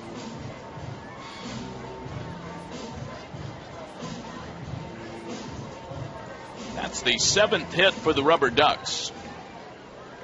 The 2nd off Dixon. Both have been doubles. Big curveball stays high to Matthias, and it's 1 ball, no strikes.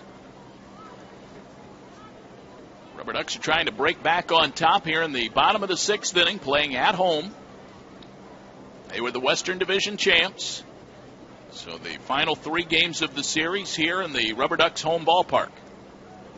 1-0 is in there for a strike.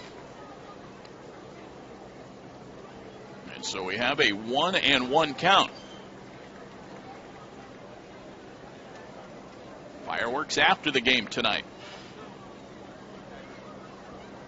1 ball, 1 strike. Stamets dancing off second. The pitch high. And it's 2 balls, 1 strike.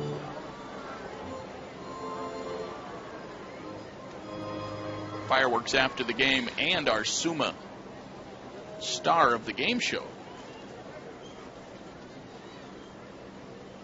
2-1. Next pitch, here it comes from Dixon. Ground ball back to the pitcher. Stamets got a good read. He was heading back to second, and they throw out Matthias.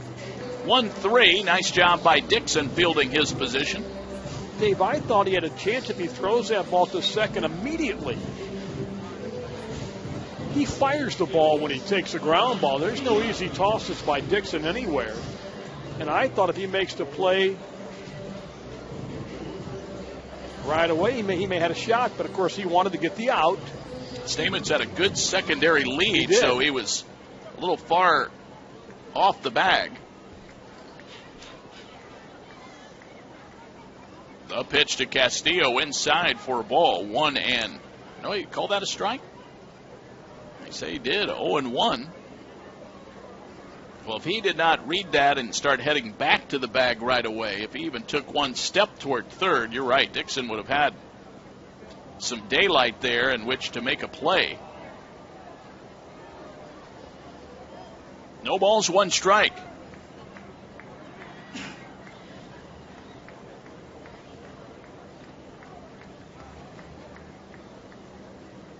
Here's a pause now.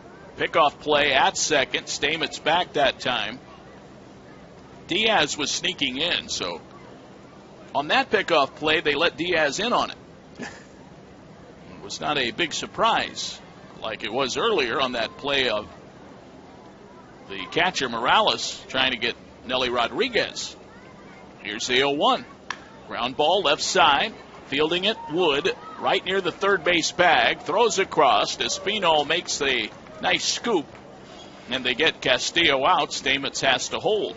Boy, Dave, he saved a run that time. If that ball gets by Espino, it kicks down the right field line from foul ground, and I would imagine that Stamets could have scored. Well, and he had a lot on that throw, so it would have been bouncing around down there off the sidewall and rolling in toward right. So without question, that was a nice piece of glove work by Edwin Espinal at first base.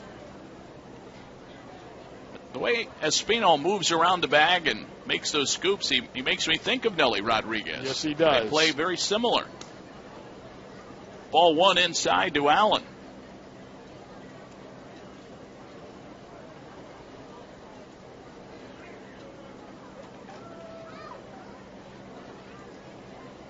Dixon steps off and looks Stamets back to second base. We're tied at 4.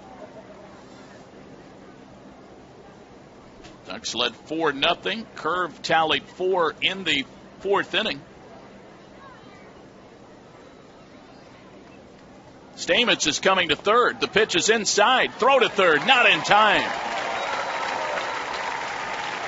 They paid a lot of attention to Stamets, and the one time they didn't, he steals third base. It's a Pita Pit stolen base brought to you by the Pita Pit of Akron.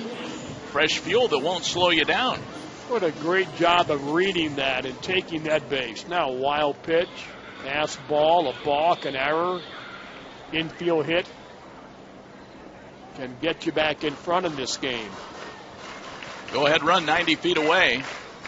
Less than that when you count the lead that Stamets is taking right now. Here's the 2-0. That's inside for a ball, and it's 3-0 to Greg Allen. Well, Greg hitless, 0 for 2 with a walk. And he has had one hit in the series. That was game 1 when he hit that base hit to center, and it went by Elvis Escobar for a triple. 3-0. That's inside. It's ball 4. RubberDucks will take it, and Yan Gomes will come to the plate.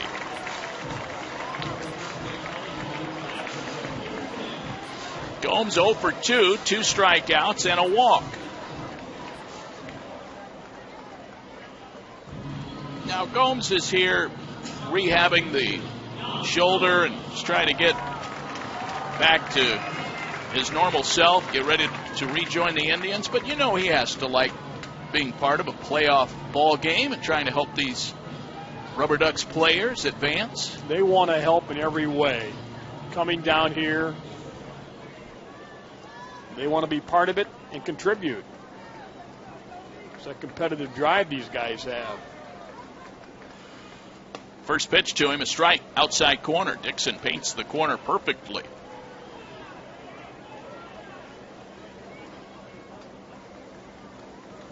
Jordan Smith waiting, well, somewhere in the vicinity of the on-deck circle. This pitch has taken a strike, and it's 0-2, so quickly he gets Gomes on the ropes. That ball looked well outside and low, and Jan thought the same thing that time. Don't make the zone tough late in the ball game, Mike Wiseman. No balls, 2 strikes. Dixon ready. Here's the pitch. Tapper on a breaking ball. It rolls foul up the third base line.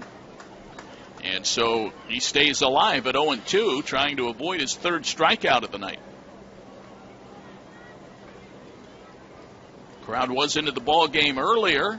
They aren't right now, even though RubberDucks have runners on the corners in a tie ball game. 0-2, here it comes. High fly ball to center field. Playable for Schwind.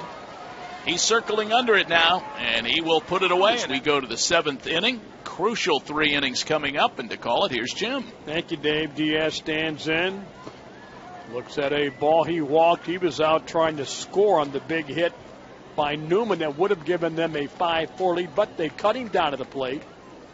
Then Newman out on the bases as well. That is a ball, 2-0 now to Diaz. He's bounced out to third base and walked. The outfield step to left. Here's the 1-0. Popped him up behind the plate. That is going to be back 2 rows. Eric Haas gave it a chase. When the Indians were down 2-0, they rallied with 4 runs and lead the Twins 4-2 in the 4th in Minneapolis tonight.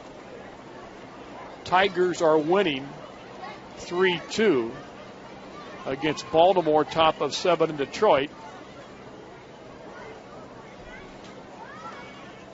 Bunt fouled back, 1-2 to Diaz. The White Sox in Kansas City, 3-2 Sox in the 4th in Chicago. Diaz, Newman, Feliz in this 7th inning of a 4-4 game. Game number 3 of the best of 5. Here's the 1-2. Lifted down the right field line. Foul. That's going to make the seats a couple of rows back. Kicks back further.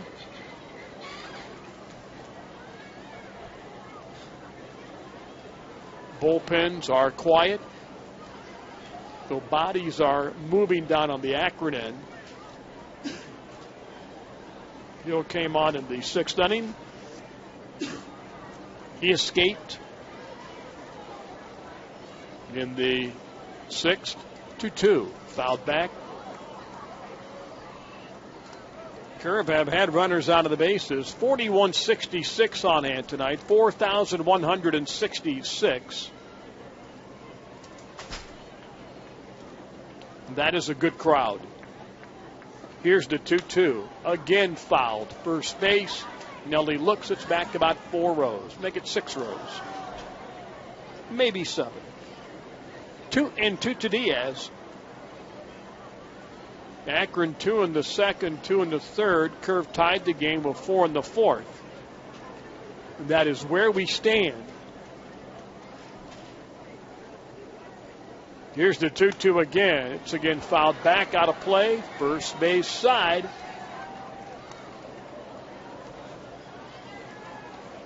Diaz making Cameron Hill work in this 7th inning. The Eastern Division playoff game. Reading routing Trenton 11-4. That is upstairs, a full count. They're in the bottom of 7 now. Reading backs against the wall, trailing 2-0. They're back home. Payoff. Popped him up again. Will that stay in the park?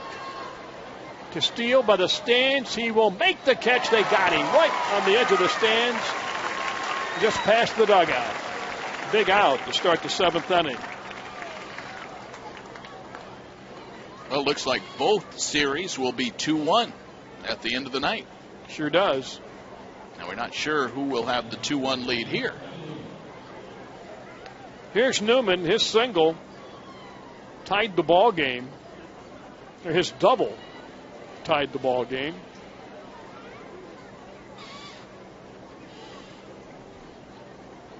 He was out fiddling around trying to go to third base.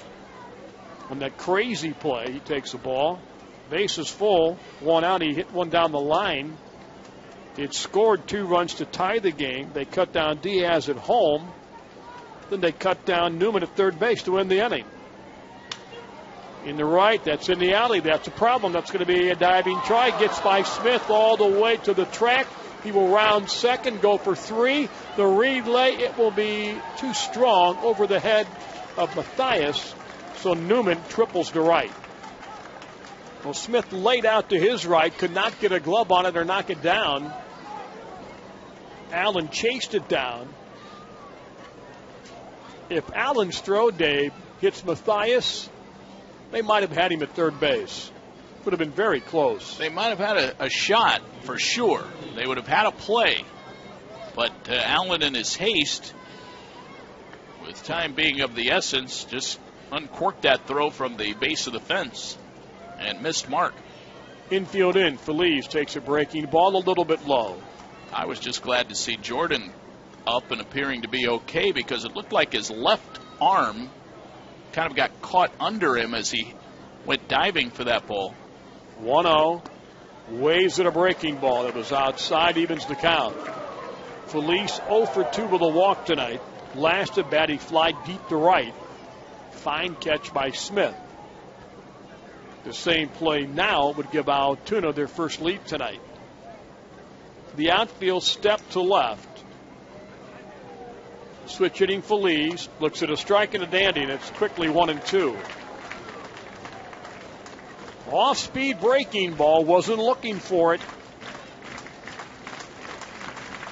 Crowd comes alive now. Hill ready, 1-2. Struck him out of the breaking ball. Same pitch that time, came down and in. Huge strikeout. In fact, the big strikeout of the ball game from Cleveland Clinic at Akron General. Providing access to world-class care close to home. Anytime, anywhere. More information is at akrongeneral.org/access. Huge out. Here's Barnes now. 0-4-3 in the ball game. Did reach on an error back in the first inning. Infield back now to pitch. Strike taken by Barnes on that same breaking ball.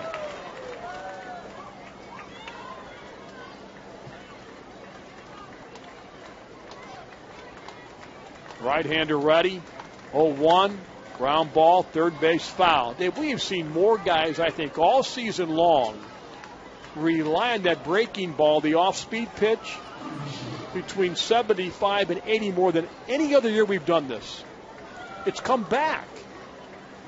And it's not just a question of power pitching anymore, trying to showcase how you can overpower everybody to move up. 0-2. There's a fastball high. Nothing wrong with 99 to 101 miles an hour. But you got to pair it with something. You certainly do. 1-2 to Barnes. Go ahead, run to third base, 2 outs. The pitch is low. Good block by Eric Haas, going down quickly. It's 2-2. The Spinall is on deck. 7th inning, tie game at 4. 2 outs, runner at third base.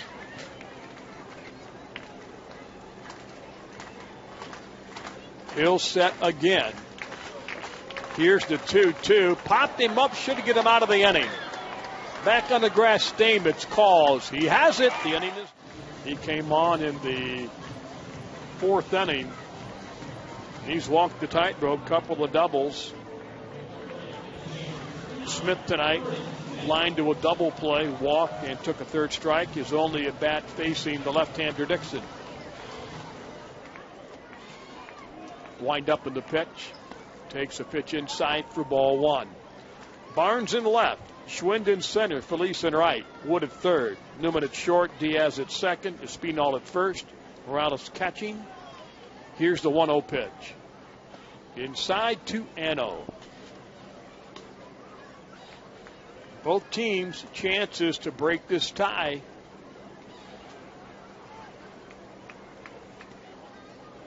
Here's the 2-0. High, spins him around. It's 3-0.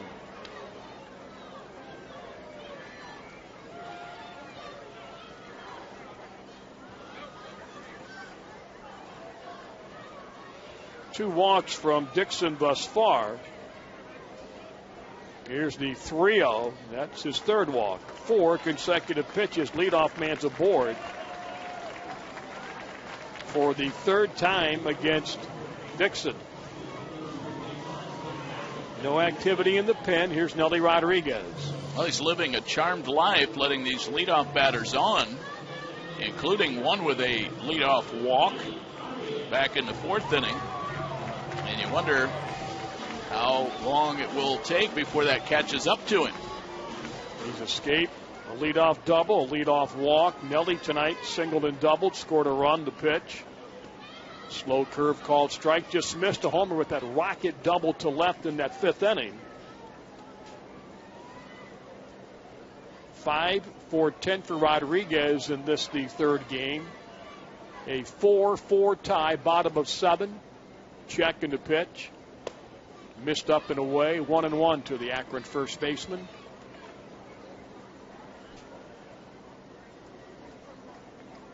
Bottom of 7 in Reading, 12-4. Reading leads Trenton.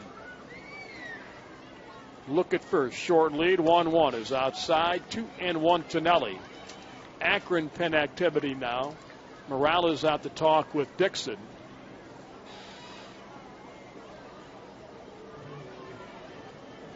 Cole Sulcer will come on. He's in to pin the right-hander.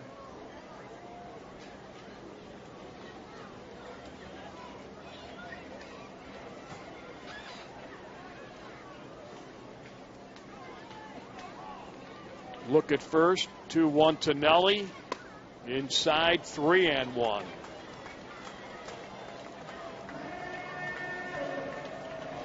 Now, Cameron Hill tonight escaped a leadoff double and a one-out triple to keep this game tied tonight. Dixon now is checking 3-1. Wild pitch, but it's ball 4. They can't find the ball. And now Morales does. Smith jogging down to second. So back-to-back walks. That's been the issue for Dixon all season long. And now he does it in a tie game in the 7th inning. Mike Pappy to home plate. Justin messaged the pitching coach to the mound. A right-hander's in the pen.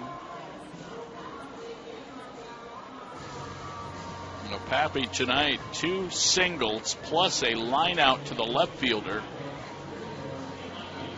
So he's locked in at the plate. This is a perfect scenario for the RubberDucks. The exact guy you want up there. Even though it's a lefty-lefty matchup, I think Pappy certainly has the advantage here. Now, Durapo is in the pen. Twins have tied the game in Cleveland. I think Dozier homered again. He's just, Buxton homered. 4-4, a 2-run homer for the Twins. They go to the 5th in Minneapolis. Akron a golden chance here. First and second, nobody out. Pappy 2 singles, 2 RBI tonight, 2 for 3. His only at bat against Dixon. He flied to left in the 5th inning. Corners on the edge of the grass at third base. Look back and they turn, no throw. Looking at second was Dixon, chasing Smith back to the bag.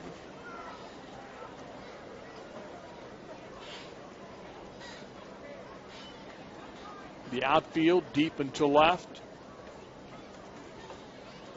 Turns, squares, pulls it back. It's a ball.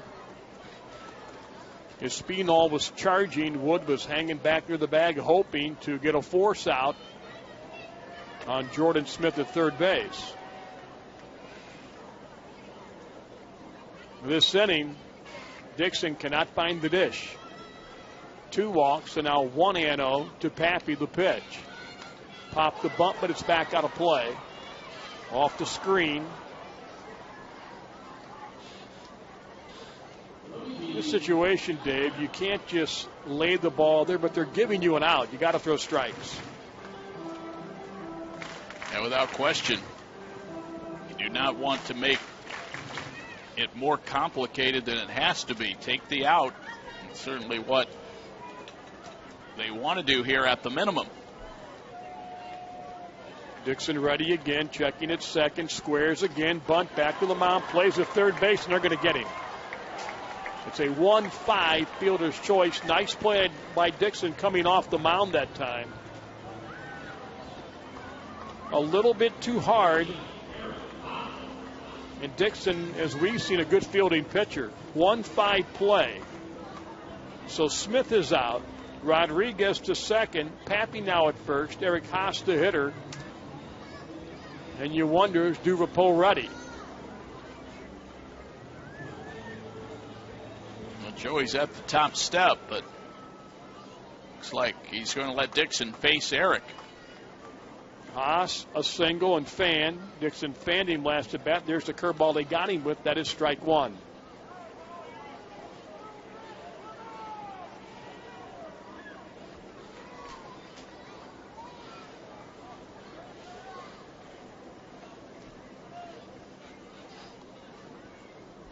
Dixon set. Looks at second, the pitch. Change up, strike to the first base, and it kicks down and goes wild. That may score a run. They're going to wave around Rodriguez. The throw will not come home. Akron's on top, 5-4 on a wild pickoff throw by the curve. Well, Morales, where you wonder why in the world would he do it? But Akron takes the lead. Ball arrived at the bag at the same time as Mike Pappy and Espinal both converging. And it hit either the bag or Pappy and rolled down the line, Jim. And what favored the RubberDucks is that the ball just came to a stop on the warning track near the sidewall. And they had to run over to it. That gave Nelly time to score. 0-2 pitch. Struck him out. Ball gets away. There's the out. Throw down by the catcher. Well, the amazing thing was, Dave, on the play, every advantage Akron. Felice is deep and right. You had Diaz at second, shaded near the bag on the right side of the infield. So there's no one to chase the ball down except the first baseman. He has to get untangled with Pappy first. Well, the Curve just keep shooting themselves in the feet tonight. Both of them, they've shot about 8 toes off tonight. Here's Stamets. A huge run. They're going to pass him, though. A huge run at second base now. They're going to intentionally walk Stamets to face Matthias. And you wonder if they'll go to the pen now. Well, Morales has twice tonight come up firing. Almost threw the ball away at second, and you'd think at some point you kind of learn and say, okay, look, we skated by on that one. Let's not take any unnecessary risks. But then a pickoff play at first that had a low percentage of success, and it cost them a run. You get the huge out on the bunt to begin with on a 1-5 play, perfectly executed. There's the walk. You get the 1-5 out. You're ahead 0-2 on the pitch he threw away. It was an 0-2 count to Eric Haas. Akron takes full advantage. Wally waving around Nelly. They will let Dixon face Matthias, who has walked and tapped to the mound tonight. Indians back on top. Napoli, 32nd home run. He's getting homer happy again now, because he blasted one. A tremendous blast in Cleveland on Wednesday night.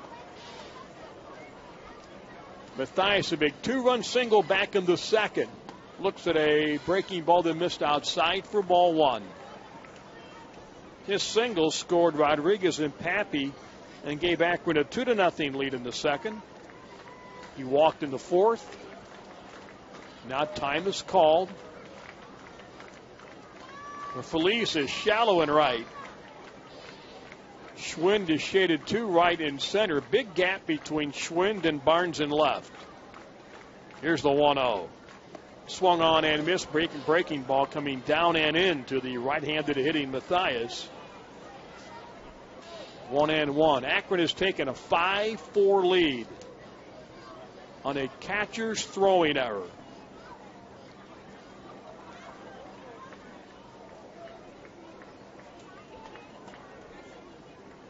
Dixon ready again. Here's the 1-1. Inside corner fastball called strike. 1-2 to Matthias.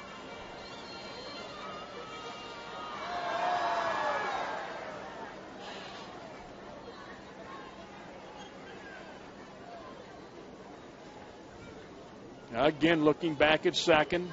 1-2. It is a little bit low and away with a fastball. Pappy's the runner at second. Stamets at first. 3 walks in the inning. One was an intentional walk. No hits in the inning, but Akron has the go-ahead run scored on a throwing error. Again, Dixon, the 2-2. Line drive left field. That will be a diving catch in left by Barnes. He was shallow, got a great jump on it.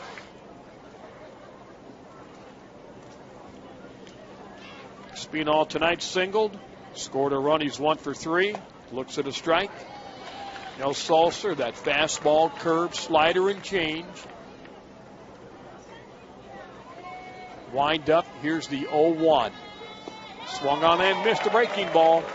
Well, this bullpen, since the big stretch to close out the year to get Akron to the postseason, has been dynamite. Here's the 0-2. It is outside and low. Tonight, a couple of scoreless innings.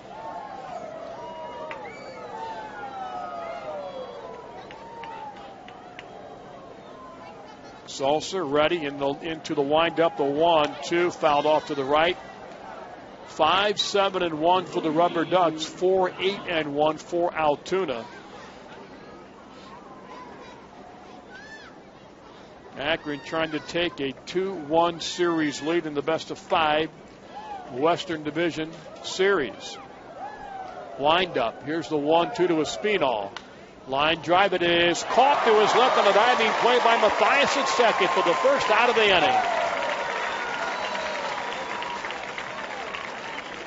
Lays out going to his left. Leadoff man retired. Fine play by the young second baseman. Here's the dangerous Stetson Alley. Singled and doubled. Has homered in the first 2 games of the series. Wind up. Sulcer fires. Strike at the knees.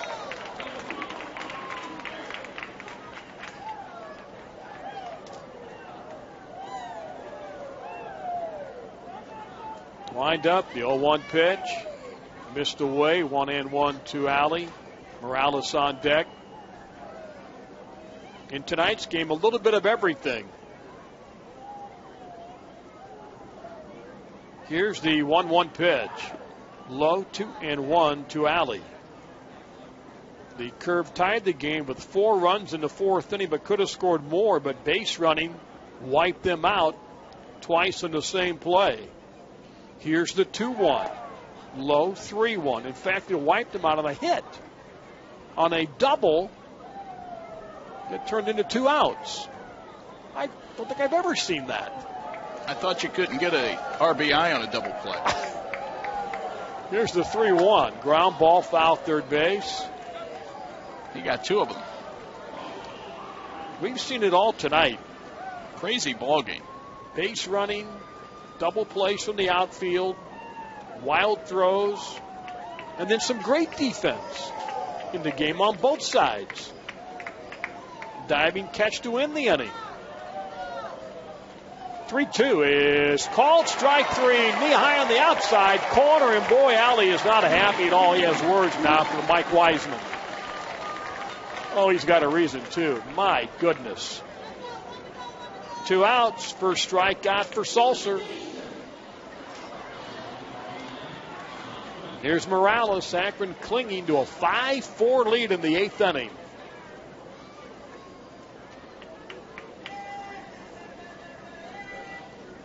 Morales 0 for 3 tonight. Ground ball in the left center. That is a base hit. How big is that strikeout now? First hit for Morales. Here's Eric Wood, the third baseman. He walked twice and then was caught on that delayed steal with first and third with only an out. He was caught trying to get to second base for the second out of the inning.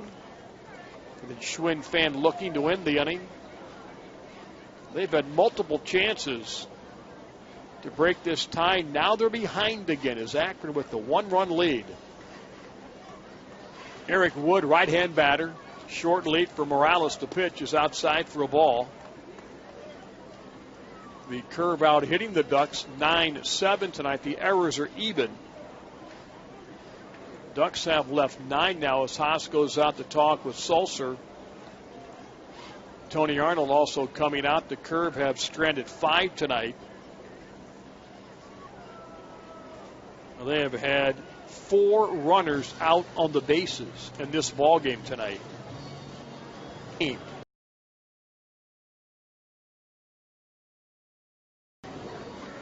So 7:05 again tomorrow night. Nick Pasquale against Brandon Waddell. If necessary, 6:05 on Sunday night. Conversation done. 2 outs, runner at first, 8th inning. Akron leading 5-4. The outfield in that no doubles. Well, maybe not quite, but they're deep, especially in center with Allen out there. Sulser fires. Strike on the outside corner. Good fastball. 1-1 to Wood. Morales at first. 2 outs in the 8th.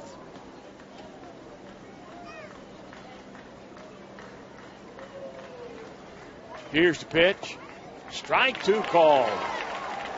Fastball right down Main Street. 1-2 to Wood. Had a little break on that pitch as well.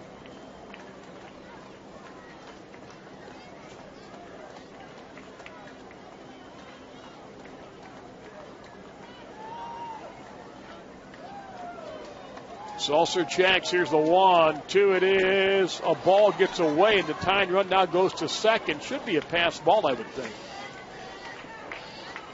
Breaking ball that just glanced off of the glove.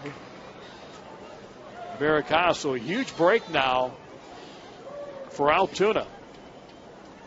Akron pin activity. Was that Lewis head, Dave? I believe that is Lewis getting loose. Yes, it is. 2-2 now. Now the outfield much closer as Allen moves in about 25 feet in center. I think Joey is calling for a pinch runner now. Yes, he is. That's going to be Escobar. Yep. Elvis Escobar will come out.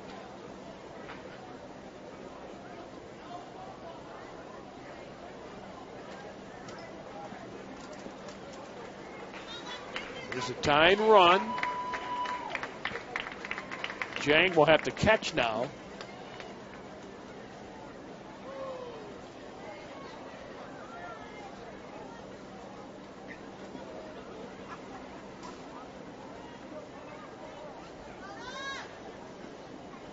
Two in, 2 to Wood. Tying runs at second, 2 outs in the 8th inning. 5-4 Ducks. Sulser checks and fires. Ground ball to second. Gloved by Matthias. He throws. In time, and the inning is over. Top of the order, and Allen and Gomes in this 8th inning trying to find an insurance run. Top of the 9th in Reading. They're hammering the Thunder 13-5. That will make that a 2-1 Trenton lead. Here's the pitch to Castillo. Line drive, foul, third base. Kicks back into the stands.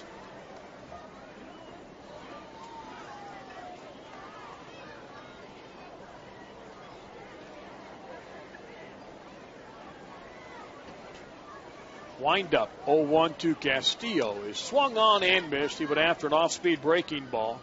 Yvonne has bounced out 3 times tonight. 4-3, 1-4, 5-3.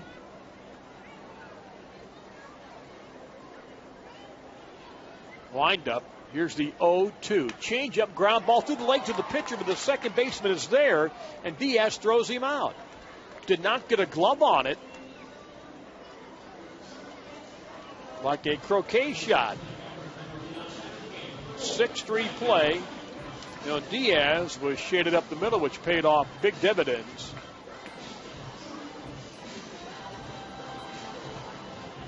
Mike Napoli, Dave, his homer tonight, 456 feet. Yeah, made it to the upper deck. Allen looks at a ball. He cracked one the other night that was a monster shot on Wednesday night. Allen swings, line to left. That ball will be dropping 1 hop in front of Barnes for a hit. Couldn't catch that one. He caught that line drive to win the 7th inning, but not that one from Allen. His first hit tonight, but he's been on base 3 times with a walk. Would take a couple of walks. Here's Gomes now. He will bat again.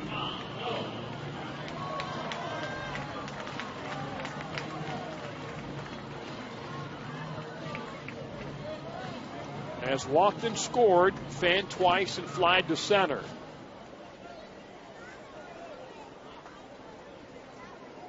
Akron trying to find another run. Throw to first. Allen back, 1 out, 8th inning. 5-4 RubberDucks.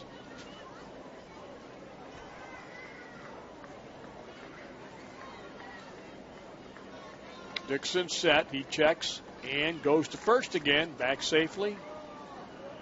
Was Spino having to reach across the runner to flag that throw down. When Dixon throws, there's no lobs, no easy tosses. He fires the ball when he makes a move to first. Now comes home. Strike on the outside corner taken by Gomes.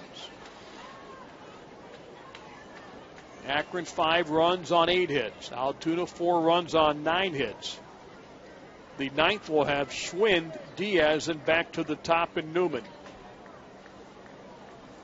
Look at Allen again to first. He's back safely. And they'll face Lewis Head in that 9th inning as well for Akron.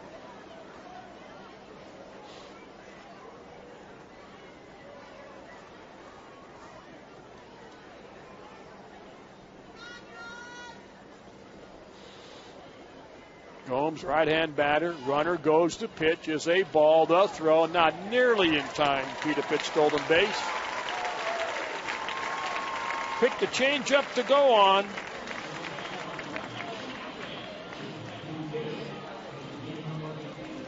And a huge run now perched on second base. The first steal of this postseason for Greg Allen. It takes away the double play as well.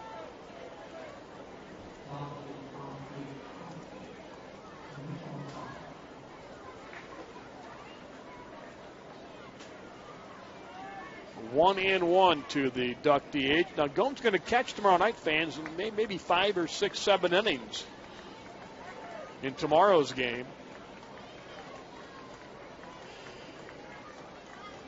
Here's the pitch. Change up curve. Called strike. He dropped it on the inside corner. Boy, a good pitch. 1 and 2 now. Is the count to Jan Gomes. Jordan Smith is on deck. 1-2 in the alley. That ball's going to get down, going to score the run. Goes down near the track, sliding, picked up by Barnes. Gomes has a double, and Akron gets the insurance run they're looking for. They lead it 6-4. Shot that ball to the gap in left center.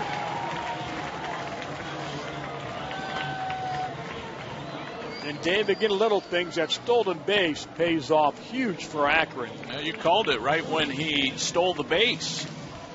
It was, I think, the pivotal play of the inning. So he gets himself in a position. I don't know that he scores on that ball if he's at first base. Now it's a 2-run game. Here is Smith, and here is the pitch. It is high, I guess. It's ball 1. Jordan walked twice, lined out and struck out. Now a 6-4 ball game.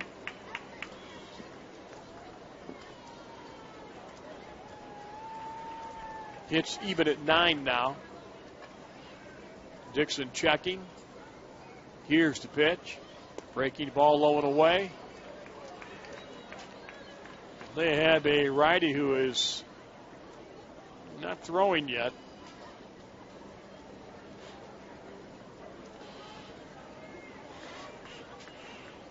Dixon set again. 2-0. Fouled back to our left.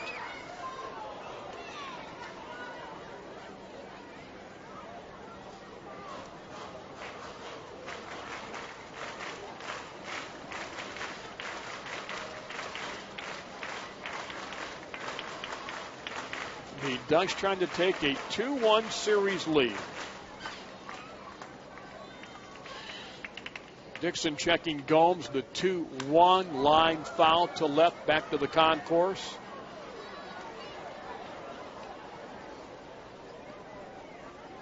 Fans trying to catch that ball for some crazy reason.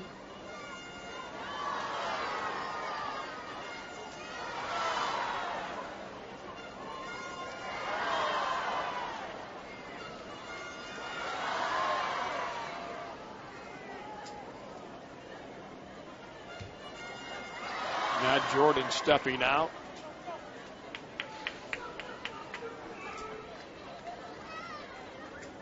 Dixon set again. Here's the 2-2 breaking ball is inside and high. Full count to Smith.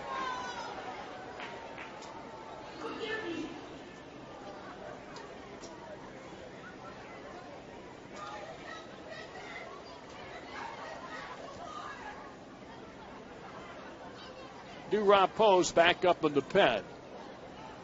3-2 is high hitting. Was that the back of the helmet, Dave? I did not hear it. I think it got him down closer to the numbers. Change up. He turned around quickly. Yeah, middle of the back. I think it's going from bad to worse right now for Cody Dixon. Well, sets the Twin killing up on a ground ball, but it also brings up Nelly with 2 guys on base. Nelly tonight had been on base 3 times, singled and scored, doubled and walked and scored again. He scored the 5th run on the throwing error. He was on second base. Pitching change coming up. We'll come back and we'll tell you about Durapo after this on Ducks Baseball. Just so many twists and turns in this ball game tonight. And most have been in the favor of the Ducks. But still just, Dave, as we talked about, a 2-run lead. Well, Nelly trying to change that.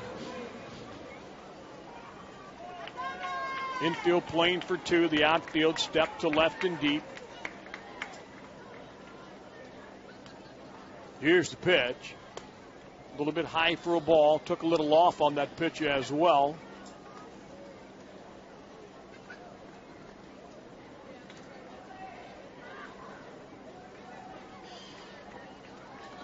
Nelly, 26 homers and 28 doubles in the regular season.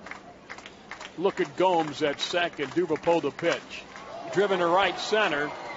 Coming on, believes he will catch it. I think he broke his bat. 2 men are out. Here's Mike Pappy. You know, Mike tonight, 2 singles, 2 more RBI. He scored a run. Having a good postseason, 5 RBI, a chance for another one here.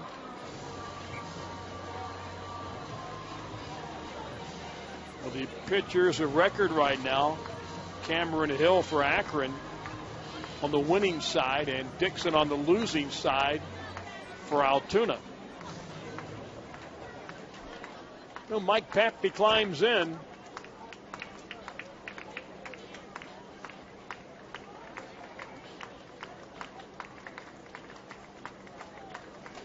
Right-hander home. Low and inside for a ball.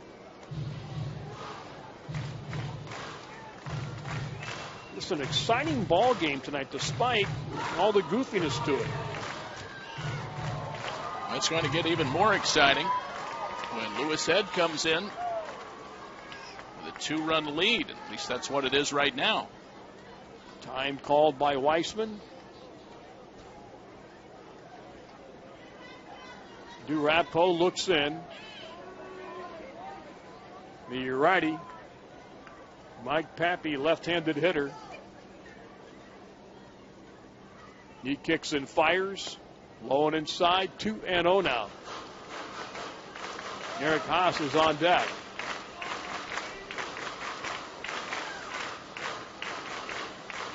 Ducks have a 6-4 lead.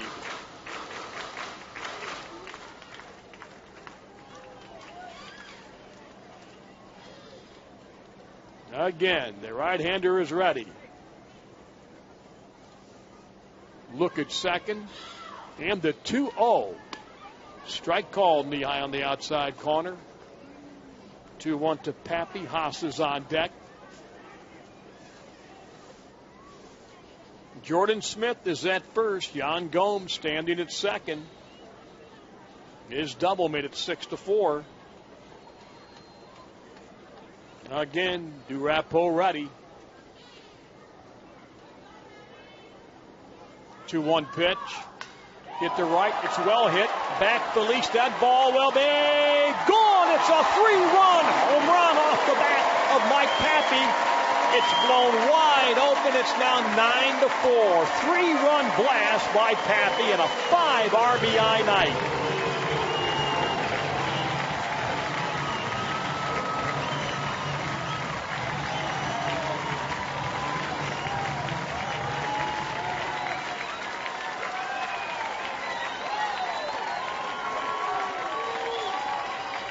Jim, back on the 5th of July, Mike Pappy drilled his first career Grand Slam home run, had 6 RBI against what team?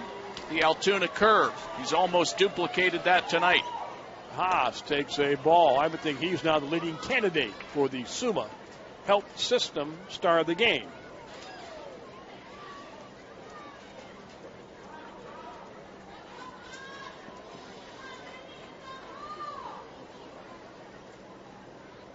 Here's the pitch, fouled back.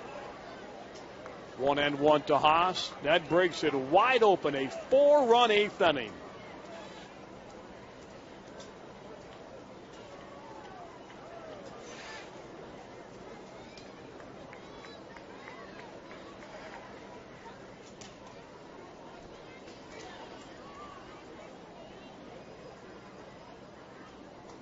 Durapo set the pitch. Tap fouled at home plate. You wonder now, Dave, will they leave Sulcer out there now? This not being now a save opportunity with this 5-run game because head is set down.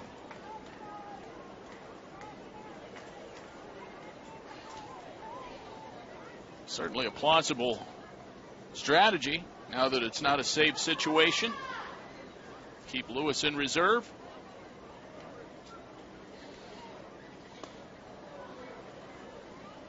He held back.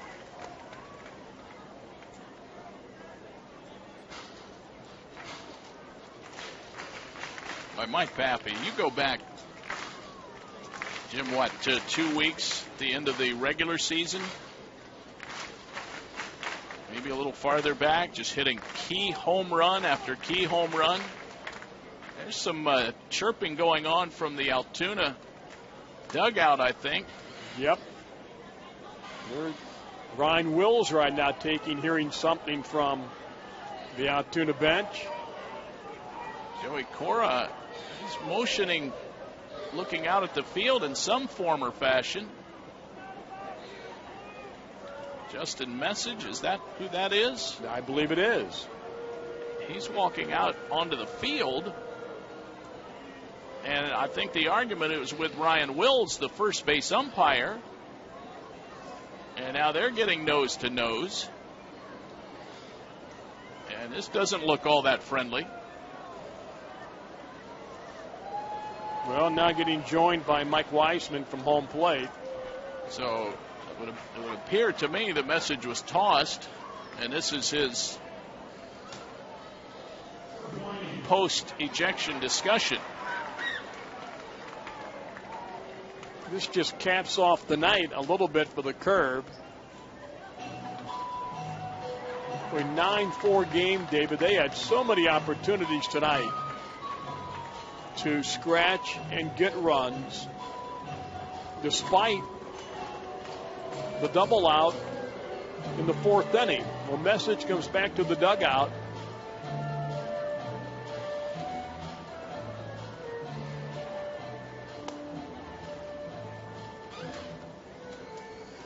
It makes his way to the runway and the clubhouse, I think. No? Yep. He must have been ejected. I didn't see the actual ejection, but they're waiting on him to head back to the clubhouse. 2-2 to Haas.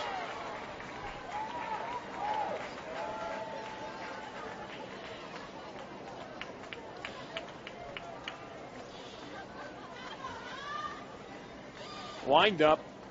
The 2-2 pitch. High in the air to right, playable. Felice coming on, and he has it.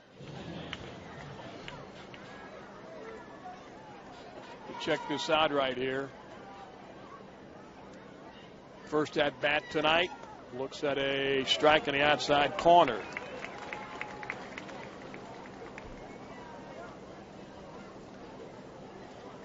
Ninth inning.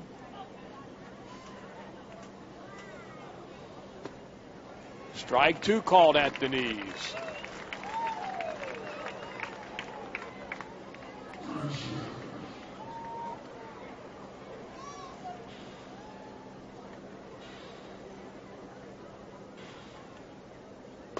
A little bit high.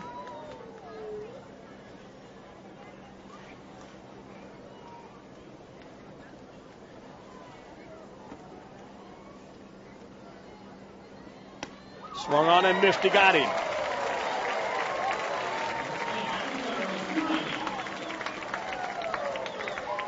One out in the ninth inning. With Jang, when he came into the game to catch, he took the spot by Schwind as Escobar played center.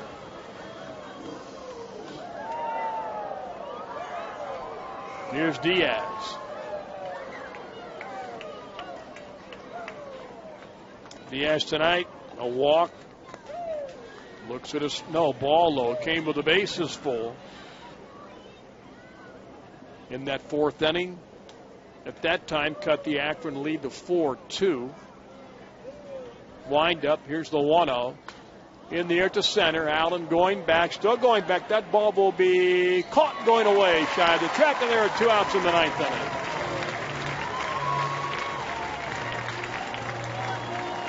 If it's anywhere in the area code, Greg Allen's going to catch it.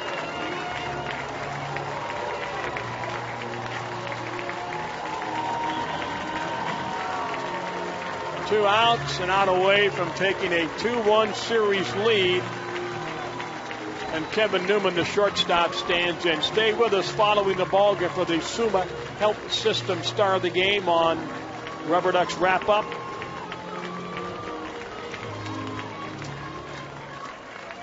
Wind up and the pitch. Blown away for a ball.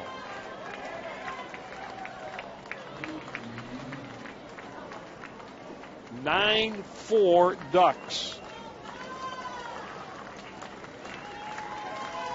1-0. Did it hit him? He dropped the bat and turned away, just missed Newman.